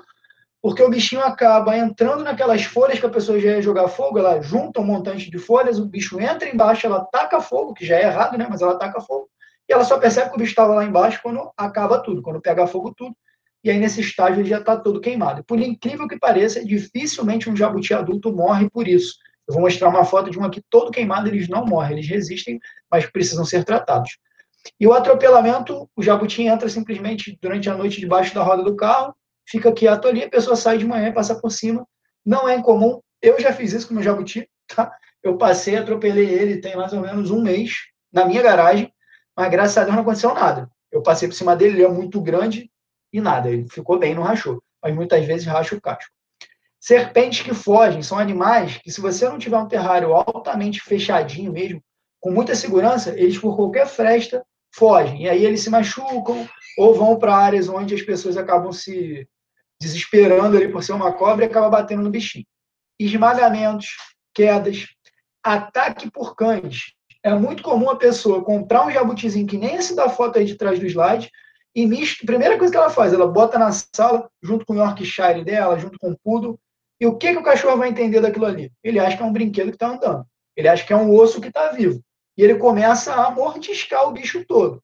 E é muito comum, a gente atende de 5, 6, 7 casos desses por mês lá na clínica. Se você estiver falando do indivíduo que tem um Rottweiler, que tem um Pitbull, que tem um Golden, o que vai acontecer? Ele vai engolir o jabuti inteiro, provavelmente, e além de tudo, você ainda vai ter que operar o cachorro, além do jabuti, obviamente, morrer, e deve gerar um corpo estranho. Então, cuidado com essa interação de espécies. Tá? De maneira geral, eu devo avaliar o quadro geral do animal quando eu recebo um paciente de acidente doméstico. Se tiver sangramento, vamos estancar esse sangramento. A maior parte dos casos, eu vou precisar internar esses bichinhos. Eu devo avaliar se tem correções cirúrgicas ali a serem feitas ou não. Devo usar resina, fazer uma proteção de casco, né? Avaliar essas lesões externas. Fazer todo o tratamento sintomático, controle da dor, antibióticos, anti-inflamatórios, fluidoterapia. Tratamento de suporte. Esse bicho provavelmente vai ficar um bom período sem se alimentar. Alimentação forçada, colocação de sonda esofágica e por aí vai, tá? Orientar o proprietário quanto ao que fez ele ter aquele acidente doméstico. Isso é fundamental. E, mais uma vez, o comentário do uso da sonda esofágica. É fundamental usar a sonda esofágica se o paciente principalmente teve lesões em cabeça ou se você acha que ele vai apresentar anorexia por longo período, para que você possa alimentar esse bichinho. Algumas fotos para exemplificar para vocês acidentes domésticos. Esse tigre d'água, que já tem um monte de alteração, você vê que ele caiu, né, da mão de alguém, de uma altura, é um paciente lá da clínica, e olha a lesão que ele teve, né? Ele teve um rompimento com... A gente consegue ver a cavidade celomática. O prognóstico desse bichinho, infelizmente, é horrível, tá? Porque o volume de bactérias que entrou em contato com a cavidade celomática do animal, com os órgãos internos, é gigante. E você vê também que teve perda de tecido do casco. Ou seja, dificilmente eu vou conseguir reparar esse casco da maneira adequada. Ah, mas eu vi na televisão a colocação de uma prótese 3D. Gente, aquilo dali é uma coisa incomum de acontecer, tá? É muito difícil você fazer uma prótese 3D porque é muito caro, a pessoa não vai ter dinheiro para fazer aquilo. Na maioria das vezes, quando você vê uma coisa dessa, é para autopromoção da própria clínica, né? Às vezes, quem está bancando aquele tratamento é o próprio veterinário para se autopromover, fazer uma propaganda. É muito legal para o indivíduo, mas quando a gente fala de clínica de répteis de maneira geral, isso quase nunca é usado. Talvez no futuro. Atualmente, não é utilizado, tá? Eu duvido muito que vocês adivinhem do que é essa lesão aí. Esse jabuti é do Rio de Janeiro, daqui. Eu atendi ele na clínica. Isso é um tiro de fuzil, tá? Esse jabuti foi vítima de bala perdida. Acreditem nisso. Esse caso passou no RJTV e no Jornal Nacional. Esse jabuti tomou um tiro numa perseguição policial, onde o bandido correu por dentro do quintal do proprietário dele, e aí o policial parece que atirou, o tiro de fuzil ricocheteou e bateu no casco onde entrou. Bom, onde está esse buraco que vocês estão vendo, deveria ser o local onde estava o pulmão do animal. E simplesmente vocês estão vendo lá dentro porque o pulmão esquerdo dele não existe mais. O pulmão simplesmente explodiu, tá? E só sobrou o pulmão direito. Quando vocês vão ver a radiografia, percebam que tem pedaço de chumbo para tudo quanto é lado do animal. Então, por mais que ele resista a essa lesão, que eu faça a analgesia dele, que eu entre com tratamento, até mesmo feche o buraco, no futuro ele vai morrer por intoxicação por chumbo. Eu não vou conseguir tirar esse chumbo daí. E por incrível que pareça, esse paciente chegou andando, comendo, defecando, normal, tá? Porém com uma dispneia. Ele abria a boca, fazia aquele comportamento de extensão de pescoço e abrindo a boca. O que aconteceu? Eu recomendei eutanásia, tá? Eu acho que o sofrimento aí ia ser muito grande para, no final das contas, o animal sofrer por diversas alterações e acabar falecendo. Então, realmente recomendei a eutanásia. Esse é um paciente lá da clínica também, aí na foto com o doutor Arthur, um caso clássico de atropelamento, tá? E aí é muito comum acontecer essa rachadura. Aqui o prognóstico já é mais favorável. Apesar de ter rachado completamente, você está visualizando ali o celoma do animal, aqui você não teve perda de material. Então, é simplesmente juntar e utilizar alguma técnica para manter aquilo dali imobilizado por pelo menos aí de 6 meses a 1 ano, que é o período de cicatrização desse material ali de casco e osso, tá? Esse paciente eu atendi há 2 meses. E, pô, eu fiquei muito feliz porque ontem eu recebi uma foto dele andando e já querendo comer. Tá? Acreditem se quiser. O que aconteceu? Apesar de ser um indivíduo mais adulto, mais até velho, tem 30 anos esse jabuti, um Rottweiler da casa atacou ele e mordeu a cabeça dele toda. Ele não teve tempo de se esconder. E aí, por consequência, ele teve diversas lesões e fraturas ali no crânio dele. Olha esse edema de pálpebra, que coisa horrível, né? Ele perdeu muito material no rosto, muita coisa ficou necrosada. Depois a gente teve que debridar várias vezes. Eu tive que colocar uma sonda esofágica porque não há a menor condição dele comer. Até troquei a sonda esofágica dele depois de 1 mês, porque estava suja. E, pô, ontem eu recebi um vídeo dele andando e tal, pô, muito legal. Vou até postar na página depois, porque realmente foi um feedback que a proprietária nos deu muito legal. Aqui já é a imagem dele no dia seguinte ao acidente, né? Ele ficou internado conosco, e a radiografia dele. E uma coisa interessante, vocês vão perceber na radiografia que o nome dele era Bad Boy.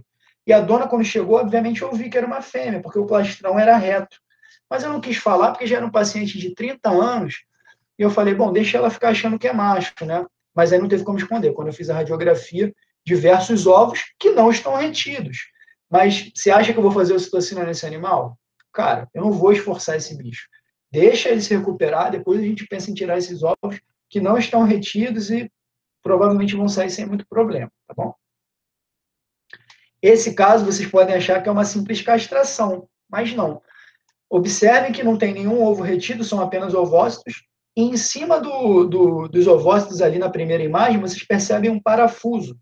Gente, isso é um parafuso das Casas Bahia, de móvel, tá? De armário. O que aconteceu? O montador foi montar um móvel, e aí, depois de 1 semana, o bicho simplesmente parou de comer. Parou de defecar, parou de comer, a proprietária veio.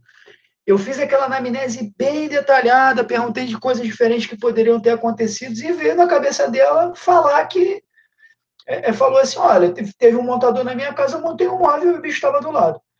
E óbvio que não passou pela minha cabeça na hora que ela falou isso, que o bicho tinha ingerido um parafuso. Como eu falei para vocês que é fundamental a realização da radiografia, eu já ia fazer de qualquer jeito. Fiz a radiografia e visualizei o parafuso no intestino, no início do intestino, saída do estômago, tá? E moral da história, é uma alça intestinal que não sai do animal, ela foi grudada lá nas costas do bicho, e eu tive que castrar para poder fazer a retirada do corpo estranho. Então, é um plus aí, né? Foi feita a retirada do corpo estranho, foi extremamente difícil a cirurgia, de mais de 3 horas, e a gente também teve que castrar para simplesmente ter acesso, tá? Ganhou a castração de brinde, vamos dizer assim. Esse jabuti, por incrível que pareça, ele está bem, está vivo até hoje, bem legal. Essa cirurgia deve ter tido uns 6, 7 meses atrás. E as notícias que eu tenho dele é que ele está bem, ainda está com resina ali por baixo, tampando o buraquinho, mas está muito legal. Um comentário que eu ia fazer, mas eu acabei esquecendo. Bom, depois eu lembro, eu ia fazer um comentário sobre. Ah, sim, lembrei. Esse caso é engraçado porque nós castramos, eu bati essas fotos e eu pedi que a proprietária voltasse 2 semanas depois, ou 3 semanas depois, para eu dar uma olhada, né? E aí o que aconteceu? O bichinho expôs um pênis, e um pênis gigantesco, tá? Um pênis de macho mesmo. Era uma hermafrodita. Isso aí foi até tema de um trabalho que as estagiárias acabaram até apresentando num congresso, se não me engano, tá? Foi submetido a um congresso. Mas era um hermafrodita verdadeiro, e a proprietária, inclusive, até duvidou que eu tivesse de fato castrado, achou que eu só falei e eu tinha batido as fotos, fiz vídeos e mostrei para ela. Queimadura, gente, diretamente por fogo, como no caso do jabutis, eu vou mostrar para vocês aqui, mas acontece muito também com pedras aquecidas. Por que isso acontece? Os répteis, eles têm uma sensibilidade à dor muito diferente dos mamíferos, dos outros animais de maneira geral. E a gente dá a falsa impressão, às vezes, que eles são muito resistentes e tal. Não, às vezes eles simplesmente não estão sentindo mesmo. Principalmente quando a gente está falando de queimaduras. Então, não é incomum a pessoa botar uma pedra aquecida, extremamente quente, às vezes uma pedra sem termostato, ou o cara bota no muito quente mesmo, vem a serpente, para em cima da pedra e morre ali em cima, torrada, não sai, porque ela não está sentindo, tá? E aí você tem casos mais graves e casos mais simples. De maneira geral, nesses ferimentos por queimadura, utilizem sulfadiazina de prata, topicamente, tá? É excelente, tá? Óbvio que você vai ter que fazer o controle da dor. E aí a base medicamentosa que eu indico para vocês, de maneira geral, para qualquer controle de dor em répteis, é morfina, tá? Deem preferência sempre ao uso de morfina. Todo tratamento sintomático, antibiótico, anti-inflamatório, tratamento de suporte, ou seja, aquilo tudo que eu já falei. Em jabutis, vocês vão perceber, em quelônios, de maneira geral, tigre d'água também, que ocorre a queda das placas dérmicas. Placas dérmicas são as plaquinhas que recobrem o casco do animal, tá? Que por baixo é osso. E por incrível que pareça, esses casos têm um bom prognóstico, tá bom? Então, aí, para exemplificar para vocês, essa foto não é minha, uma serpente que teve queimaduras, provavelmente isso aí foi pedra aquecida, você vê que está pelo corpo inteiro. E agora sim, uma foto minha. Um jabuti que foi completamente queimado. Mais uma vez naquela situação, entrou debaixo das folhas e se queimou. As placas caíram, tá? Você vê ele todo esbranquiçado nas patas, porque isso já é uma revisão. Então ele está cheio de sulfadiazina de prata onde estava lesionado. E vocês percebem ainda que as placas dérmicas que sobraram, elas estão extremamente enegrecidas ali, elas estão estranhas. Provavelmente todas elas vão cair. E eu aconselho, quando você perceber que ela está assim, meio presa, meio solta, acaba de tirar, porque vai ficar um espaço ali entre o osso do animal e a placa dérmica que vai proliferar fungo, vai proliferar bactéria, vai gerar uma infecção. Então acaba logo de tirar aquilo. O osso, quando acabou de acontecer o acidente, ele está branco, que é a cor dele. E você vai perceber que com o tempo, vai passar 1, 2, 3 semanas, ele vai começar a ganhar uma cor amarela. E no final das contas, ele vai ficar tipo um amarelo escuro. Vai crescer placa dérmica ali de novo? Nunca mais. Esse animal ele vai viver com esse osso exposto mesmo. Mas, por incrível que pareça, isso não gera uma osteomielite na maioria das vezes.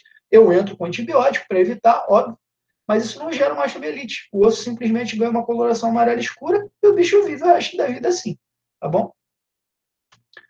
Hipovitaminose A. É óbvio que é a falta de vitamina A. Isso é óbvio.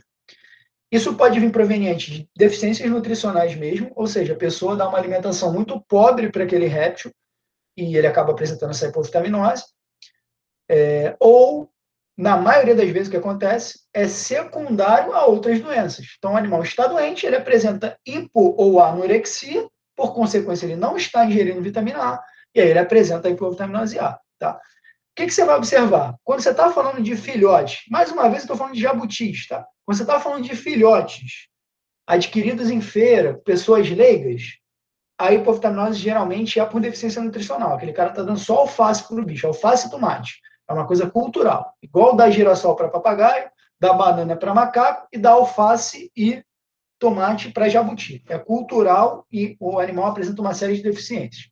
Agora, quando você está falando do indivíduo adulto, dificilmente é alimentar. Geralmente é secundário a outras alterações. Clinicamente, você vai ver edema de pálpebra. E a pessoa, você acha que ela vai chegar para você falando, meu animal está com edema de pálpebra? Não. O proprietário geralmente é muito leigo, principalmente o proprietário de jabuti. Então ele vai chegar para você e vai falar que o animal está com sono, que o animal está com conjuntivite, que ele não consegue abrir o olho. Às vezes a pessoa chega falando assim, ele está tão ruim que ele não abre o olho, ele não quer mais ver, ele não quer mais viver, ele está de olho fechado. Essas são as palavras que o proprietário vai falar para você. E aí você vai entender que o animal está com edema e não consegue abrir o olho. Além disso, ele vai ter apatia, obviamente. Ele vai ter edema de subcutâneo. Então, geralmente, esse bicho está com o subcutâneo todo inchado, tá? Não necessariamente, mas num quadro mais avançado. Mas quando você vê edema de pálpebra e edema de subcutâneo, tem hipovitaminose A envolvida com certeza, tá? E, no geral, em quadros mais avançados, eles vão ter problemas nos epitélios, nas escamas, nas placas dérmicas, tá? A vitamina A está envolvida nessa parte, e quando você não tem vitamina A, você acaba tendo uma deficiência nesses epitélios. O tratamento também é óbvio, né? Você vai fazer aplicação de vitamina A. Geralmente, a gente faz uso do Monovin A, sem querer fazer propaganda, mas é a medicação que mais amplamente se usa aí como vitamina A nas clínicas. E aí eu faço, no geral, 4 aplicações via intramuscular com intervalo de 7 dias. Atenção, gente, isso aí é uma vitamina lipossolúvel. Ela é passível de intoxicar o animal. Então, você tem que fazer o cálculo direitinho, tá? Buscar a causa da hipovitaminose A. Não adianta eu ficar dando Monovin A se eu não busco a causa. Então, se a causa é um problema primário gerando a hipovitaminose A, eu vou tratá-lo. O animal está com uma pneumonia, em decorrência disso apresentou anorexia e depois a hipovitaminose A. Beleza, vamos fazer a vitamina A, mas vamos tratar a pneumonia, né? Senão não vai dar certo. E se é primário, vamos corrigir essa alimentação. Fazer o tratamento sintomático, tratamento de suporte, e o prognóstico, mais uma vez, ele varia. Tá? Depende muito do quadro que o animal vai chegar para você. De maneira geral, de maneira nutricional, é mais fácil de resolver, porque você não tem outro problema para tratar. Isso é edema de pálpebra. Tá? Mais uma vez, é um paciente lá da clínica. Numa vista lateral, você observa que o animal está com o olho extremamente inchado. Mais um paciente lá da clínica.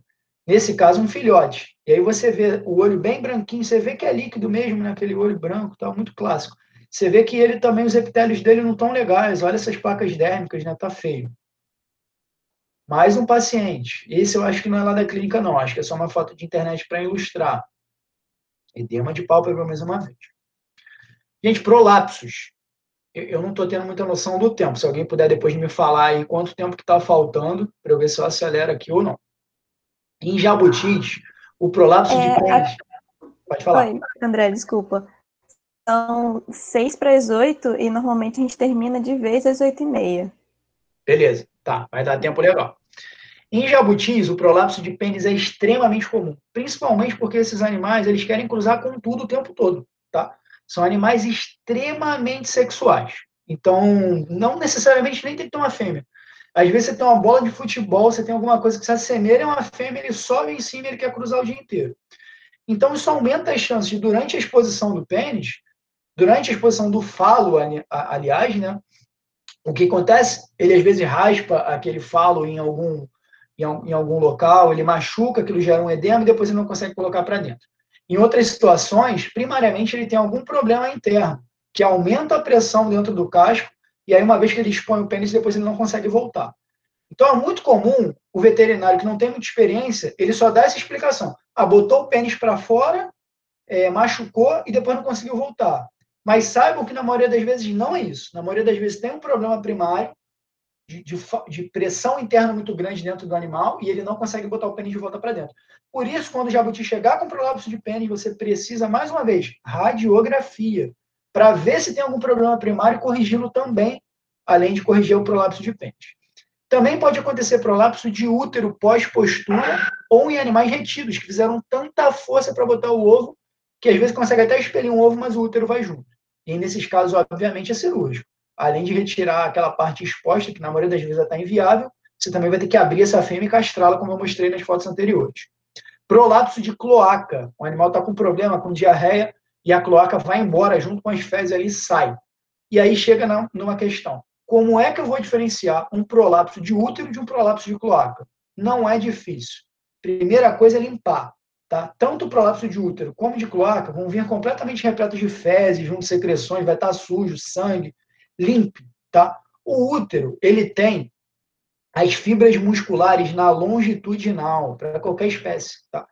E os órgãos do sistema gastrointestinal, o intestino, vai ter as fibras musculares na transversal. Pronto, acabou, não tem mais como você confundir, tá? Os dois vão sair do mesmo buraco, afinal de contas, esse animal tem uma cloaca. Mas através da diferenciação da fibra muscular, da orientação dela, você consegue saber se é útero ou cloaca. Aí você vai avaliar se aquilo tem viabilidade de ser reposicionado ou se você vai ter que retirar de maneira cirúrgica, tá? Na maioria das vezes a pessoa leva depois de 3, 4 dias de prolapso. Até porque não é um tipo de bicho que a pessoa fica vendo o tempo inteiro. Às vezes ela larga no quintal e ela fica 2, 3 dias sem ver o bicho. Quando ela vê, já está com prolapso cheio de terra e tal, o órgão está inviável, cirúrgico. Sempre radiografar, como eu já falei, para avaliar se tem uma causa primária. E geralmente tem. Uma foto aí do jabuti querendo ter uma relação sexual, né? Porque é o dia inteiro assim, principalmente se tiver um casal. O tratamento, portanto, vai ser, tá viável o órgão, eu vou reposicioná-lo. E aí a dica é, usa gelo, tá? Principalmente para prolapso de pênis e de útero. Gelo, é gelo direto? Não, senão você vai queimar o órgão. Mas usa compressa de gelo para diminuir aquele órgão, usa anti-inflamatório, faz um analgésico, relaxa esse animal e aí reposiciona. Não dá, está inviável o órgão, cirúrgico, retirada. E aí uma pergunta muito comum é, eu vou retirar o pênis do jabuti, como é que ele vai urinar? Gente, o jabuti, ele não urina pelo pênis, o pênis é um falo, é só para a cópula. O jabuti urina em forma de urato, sai na cloaca, igual uma ave. Então você vê ali, quando sai as fezes, sai às vezes uma parte branca junto. Ele está urinando por ali. Ele não urina, ele não usa o pênis para excretas, é só para a cópula. Então é simplesmente fazer a ligadura do pênis, obviamente, acima de onde está necrosado, em parte viva, e corta. Tchau, não tem problema. Ele vai continuar querendo fazer o ato sexual, só que não vai ter mais pênis. Ele não vai estar castrado, mas ele não vai ter como reproduzir porque não tem mais o falo.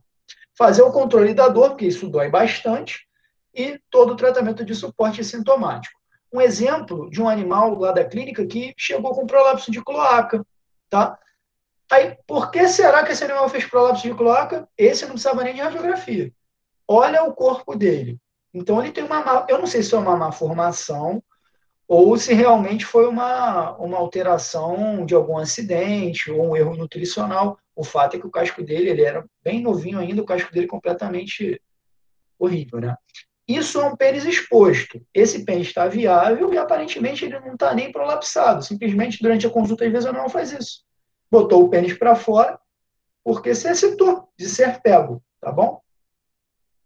E aí, quando a gente faz a retirada do pênis, na maioria das vezes, esse é o resultado. Não se assustem se chegarem pessoas querendo fazer uma consulta, dizendo que o jabuti está colocando um cogumelo para fora do corpo dele, que ele está botando as tripas para fora. Essas são as palavras que as pessoas usam. Está botando as tripas para fora. Tem um cogumelo, tem um verme saindo de dentro do meu jabuti, comendo ele de dentro para fora e retornando. As pessoas falam isso às vezes chorando, dá vontade de rir durante a consulta. Mas você deve orientar, olha, isso é um pênis, tá? E eu já fiz com tranquilidade pelo menos umas 10 consultas que foi simplesmente isso. Explicar para a pessoa que aquilo era o pênis do jabuti, ela nunca tinha visto o pênis do jabuti. É isso, tá bom? E aí, óbvio que você vai dar toda a orientação, orientar a pessoa como cuidar. Deformidades de casco. Os principais acometidos, mais uma vez, vão ser os jabutis, mas você também tem muito tigre d'água com problema desse gênero, tá? Principalmente porque tem gente que cria tigre d'água sem saber que é para pôr na água. E eu tenho um paciente que eu vou mostrar a foto que ele viveu 30 anos, ele vive ainda, né? 30 anos sem ver água. Você vai ver como ele ficou. Era um tigre d'água. Erros de manejo nutricional, principalmente durante o crescimento exponencial do animal. Se você estiver falando do jabuti, aquele bichinho ali entre 1 e 5 anos, você vê que ele cresce demais. Depois o crescimento dele é mais lento. Então, erros de manejo nutricional nesse período fazem com que o animal tenha os mais diversos tipos de erros na formação do casco dele. Erro de manejo ambiental. Então, o indivíduo fica num ambiente muito pequeno e os répteis eles têm um crescimento diretamente relacionado com o tamanho do ambiente onde eles estão. Então, répteis criados em ambientes muito restritos, eles tendem a ficar pequenos e muitas vezes deformados.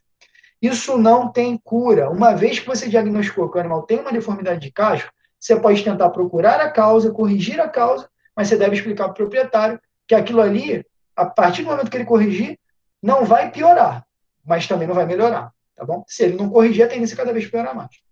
Diversas consequências, principalmente pela falta de espaço interno. Então, você pode estar falando desde coisas mais simples, como esse animal que estava com uma retenção de ovo, se eu não me engano, que tem um leve encastelamento ali do casco dele. Já esse já é um caso mais grave, é paciente lá da clínica também. Eu bati a foto, o foco ficou muito na cara dele, mas você percebe que ele é completamente achatado. Até casos mais graves. Esse é o caso de um tigre d'água que viveu 30 anos sem nunca ter entrado na água. O que acontece, você percebe pela radiografia que o casco não cobria o corpo dele, ele ficava com muita parte do corpo exposta. E esse animal, ele não tinha coloração de um tigre d'água, ele era completamente preto, todo preto, tá? E a pessoa não tinha noção de que isso era um tigre d'água. E a reclamação dela era simplesmente que o animal estava com anorexia, comendo, aliás, hiporexia, estava comendo menos, e um pouco mais apático. Falei, o problema dele é o corpo dele, né? E agora ele está pagando por isso. Os órgãos internos dele provavelmente continuaram crescendo e não tem mais espaço. Tem muita solução? Provavelmente não. Infelizmente, eu não bati foto desse paciente, eu não bati foto dele. Por quê? Quando eu dei essas informações para a pessoa e mostrei para ela o que era um tigre d'água no computador, ela ficou tão sem graça, ela quase chorou. Ela não tinha essa informação, ela não sabia que o animal deveria ir na água, ela fazia um manejo completamente errado. E eu também fiquei sem graça de bater foto do animal, que eu achei que ela realmente iria pensar que eu ia usar aquilo ali para ridicularizar ela. E aí eu preferi não bater foto. Mas através da radiografia, você percebe o quão deformado esse bicho era. Tá? Esse já é outro caso de deformidade. Olha na primeira foto onde que o intestino do bicho está. Né? Lá em cima, quase na cabeça dele. Porque falta espaço interno. Né? Esse era um jabuti. Mas você vê que ele é muito, muito alterado ali no casco. Gente, para finalizar essa parte das doenças em répteis, já acabando praticamente a aula, a gente fala sobre hiperparatiroidismo nutricional secundário, que é basicamente causado pela deficiência prolongada de cálcio, principalmente pela oferta de alimentos com uma desproporção de cálcio e fósforo, tá? Com a correlação errada, que o correto seria de 2:1, e aí acaba errando nessa proporção, ou a própria falta de cálcio mesmo, não dá alimentos que tenham cálcio, tá?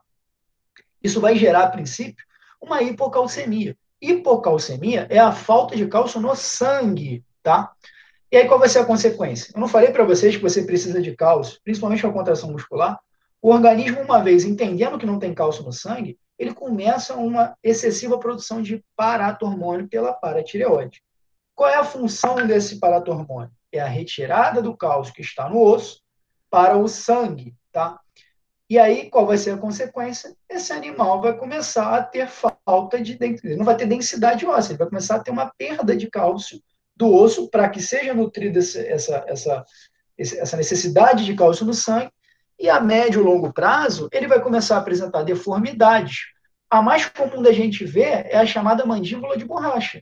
O animal tem tão pouco cálcio nos ossos que você geralmente aperta a mandíbula dele e ela dobra, tá? Além disso, ele apresenta outros sinais clínicos, tremores de dígito, prolapso de cloaca, né? Ele não tem nem força para reter mais a cloaca ali, a cloaca acaba, na hora de defecar, sai junto, pela falta de cálcio. Alguma hora o cálcio vai acabar, inclusive, no sangue também, tá? Fraturas patológicas, então, às vezes, o animal, simplesmente do fato de andar, ele começa a se fraturar, ou você encosta no animal, ele fratura. O osso está muito fragilizado. Às vezes as fraturas ocorrem até em galho verde, né? Elas não quebram, meio que enverga, né?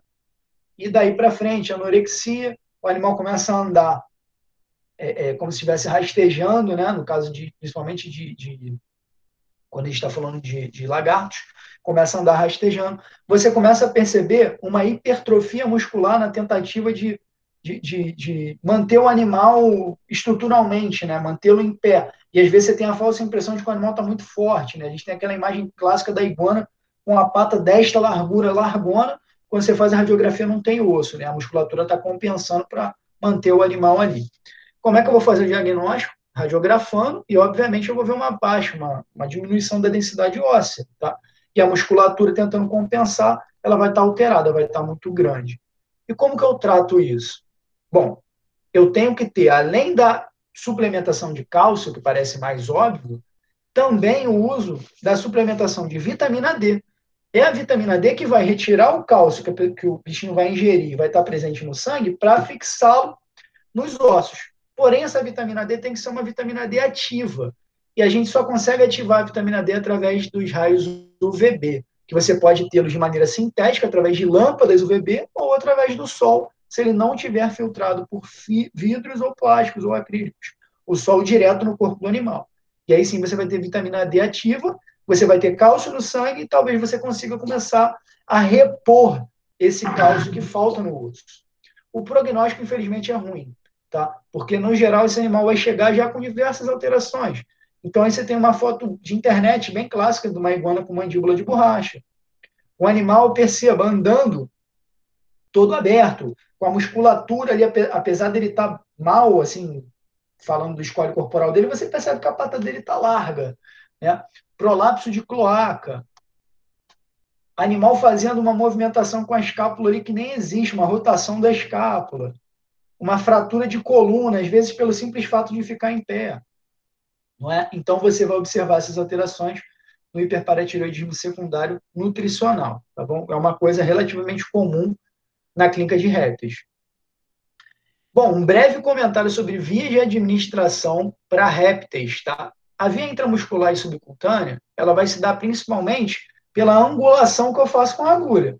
Ângulos mais fechados em relação à pele vão me dar administrações subcutâneas. Ângulos mais retos, ângulos de 90 graus, vai me dar uma aplicação intramuscular. Mas lembrar que eles têm escamas, então a aplicação ela sempre deve ser por baixo das escamas. Nunca tentar enfiar a agulha no meio da escama, que simplesmente a agulha vai dobrar. Tá?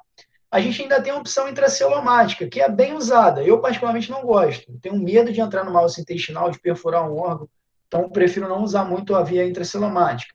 A via endovenosa vai depender muito da espécie, tá? Mas para jabutis, como vocês viram lá, a gente gosta muito de manter acessado no pescoço, através da jugular. Via oral, que tem um adendo, assim, que é a questão de, às vezes, quando você está falando de um animal carnívoro, medicar a presa dele, tá? Então, eu posso oferecer um remédio, por exemplo, para o camundongo que eu vou dar para a cobra e depois dar a cobra para ingerir, ao invés de fazer a via oral de fato. Mas, muitas vezes, eu uso a via oral, principalmente quando o animal está com sonda esofágica, porque aí eu já faço ali direto, não preciso ficar forçando, brigando com ele para fazer via oral um medicamento. E a via tópica, tá? Principalmente quando a gente tem lesões, como eu exemplifiquei lá, no caso de queimaduras, quando a gente fala de sulfadiazina de prata. Eu gosto de fazer esse comentário no final de algumas palestras também, que é a questão do raciocínio clínico, né? É óbvio que vocês devem assistir essas palestras de maneira geral, vocês devem estudar muito, saber sobre as doenças, saber sobre a biologia dos indivíduos que vocês vão atender. Porém, existe uma coisa chamada raciocínio clínico, que você não vai aprender dessa maneira, você só vai aprender atuando, estagiando. Portanto, é fundamental que você procure estágios e que você comece a trabalhar de fato e pôr em prática o que você estudou. Senão, você nunca vai ter o raciocínio clínico. Ele não se aprende, ele se desenvolve. Tá? Que é essa questão de como começou essa doença, isso gerou aquilo. Isso é uma coisa que você desenvolve com o tempo. Tá bom? Bom, o que eu tinha para falar em termos de palestra para vocês era isso. Eu vou pedir um pedacinho aqui de 2 minutinhos só para fazer uma propaganda mesmo. A gente está com um curso de pets não convencionais, tá? Eu não sei se todos de vocês conhecem o nosso trabalho, mas eu trabalho na Birds Sea, como foi anunciado aí no começo, e a gente tem a Birds Sea Cursos, tá? A gente está dando um curso de PET não convencionais, já está na 5ª e na 6ª edição. Surpreendeu a gente, porque a ideia era fazer um curso, a gente começou logo depois da flexibilização agora da pandemia, que, se eu não me engano, tem no máximo 2 meses, 1 mês e meio, e a gente chegou na 5ª e na 6ª edição porque a procura é simplesmente enorme. A gente lança o curso e no intervalo de 24, 48 horas a gente acaba com 2 turmas. Cada turma tem 9 vagas. Então, a procura é muito grande. A gente lançou esse curso anteontem, tá? Eu já estou quase com a 2ª turma toda finalizada, acabada. Tá até demorando um pouquinho mais dessa vez para finalizar tudo, mas a procura tem sido grande. E eu tenho bastante vaga ainda para essa primeira turma do dia 18, 19 e 20. Então, se alguém quiser mais informações, essa aula, por exemplo, ela faz parte do curso de PETs não convencionais. E mais seguido dela temos prática, né? Então, é um curso teórico e prático. E a gente gosta muito mais até da abordagem prática nesses cursos do que da teórica. E a gente dá essas aulas no recreio. Um pouquinho para vocês aí, não vou ficar falando, mas para vocês terem noção do que a gente aborda durante esses cursos. É um curso muito bom para quem quer começar na área, porque ele fala de uma abrangência muito grande de espécies. A gente não consegue entrar muito especificamente dentro de certos temas, mas a gente fala de uma maneira genérica de quase tudo, tá? Não vou ficar aqui falando, mas só para vocês entenderem que são 3 profissionais que dão esse curso, que é o Felipe Bate, eu e o Dr. Arthur, e a gente faz parte da clínica Burns e Cia. Não vou ficar aqui tomando tempo de vocês. Aqui para mostrar um pouquinho para vocês do que é a rotina clínica de um veterinário de silvestres, né? Eu sempre gosto de mostrar os pacientes que a gente atende, é bem legal. Não vou falar também sobre a iniciativa do Burns e Cia curso, mas a gente já fez vários cursos e a gente vem formando muitos alunos aí que vem dando bastante orgulho para a gente e às vezes até se torna estagiário depois ou se forma e começa a atender e a gente gosta demais. Agradecer vocês pela atenção e pelo convite. Vou deixar o espaço aqui para tirar dúvidas. E se vocês quiserem acompanhar um pouquinho mais do meu trabalho, do trabalho da clínica, vocês podem, principalmente através do Instagram, procurar por André Salabert, que é um perfil pessoal. Eu posto muita coisa minha, mas também posto muita coisa de clínica. E vocês principalmente seguir a página Burns e Cia, que é a página da clínica, e a Burns e Cia Cursos, tá? Através de lá, a gente posta muita coisa, vídeos interativos, mostrando procedimentos. E o pessoal geralmente gosta bastante. Tá? Muito obrigada, André. Sua palestra foi ótima. Não teve mais nenhuma pergunta, então eu acho que eu vou abrir um pouquinho para debate, se o pessoal quiser fazer algum comentário. O professor Sávio também, se quiser comentar alguma coisa, eu acho que a gente pode tomar esse tempinho que falta. Beleza. As pessoas estão elogiando aqui no chat sua palestra. Muito obrigada, tá? Obrigada por ter aceitado o nosso convite. Nada. O professor Sávio está aí. Eu acho que ele deu uma saidinha. O professor foi no banheiro. Deixa eu te perguntar, André. Você disse que gosta de fazer o acesso de Testudine, né, pela jugular. Tem alguma preferência de lado, a jugular esquerda ou direita? Sim, eu sempre dou preferência para a jugular esquerda, tá? Eu não sei, eu confundo às vezes, eu falo ao contrário, porque a gente está muita aula falando de ave. E nas aves, a jugular direita das aves ela é muito maior do que a esquerda, o que é o contrário da maioria das espécies. Já em répteis, não, eu dou preferência para a esquerda. Tá? Mas dá para fazer na direita também. Faço mais na esquerda. Entendi. Obrigada, era uma dúvida que eu tinha. Está gravando seu post? Tá. Alguém quer fazer algum comentário? Agora é a hora, gente. Acho que o pessoal está tímido hoje. O professor Sávio voltou. Boa noite. Boa noite de novo, né? Que eu estava aqui escutando, mas eu tive que atender o portão lá e voltei correndo. Mas, André, estamos muito contentes com a sua participação. Realmente, acho que os meninos e os acadêmicos hoje, vamos dizer assim, devem ter gostado muito, embora não façam muitas perguntas. Mas, de qualquer maneira, você está deixando o seu e-mail aí e o nosso grupo continua. De forma que, se alguém quiser te perguntar para você alguma coisa a mais, tem sempre um meio de contato, certamente, né? Sim, é só entrar em contato, principalmente via Instagram, né? Que bom. Eu respondo bastante ali via Instagram. E quem controla a página também da clínica sou eu, então, na maioria das vezes, a pessoa pergunta ali pela página da clínica, a gente tenta responder. Que bom, que bom. Então, eu vou retornar a palavra à Karina, deixando um grande abraço para você, sucesso na sua vida profissional. Do que depender de nós na universidade, as portas estão sempre abertas, tá? Espero encontrá-lo no futuro mais vezes, né? Você é bem-vindo. Eu não sei qual é também as suas inspirações no futuro em termos de estudos, né? Mas todas as universidades públicas possuem programas de pós-graduação que são bastante interessantes, né? Enfim, felicidades para você, tudo de bom e seguimos. Obrigado, mestre. Obrigado pelo convite aí e parabéns pela iniciativa. Só vou agradecer, então, para a gente finalizar. Então, queria agradecer você por ter aceitado o convite, por ter compartilhado um pouco da sua experiência na clínica com a gente, né?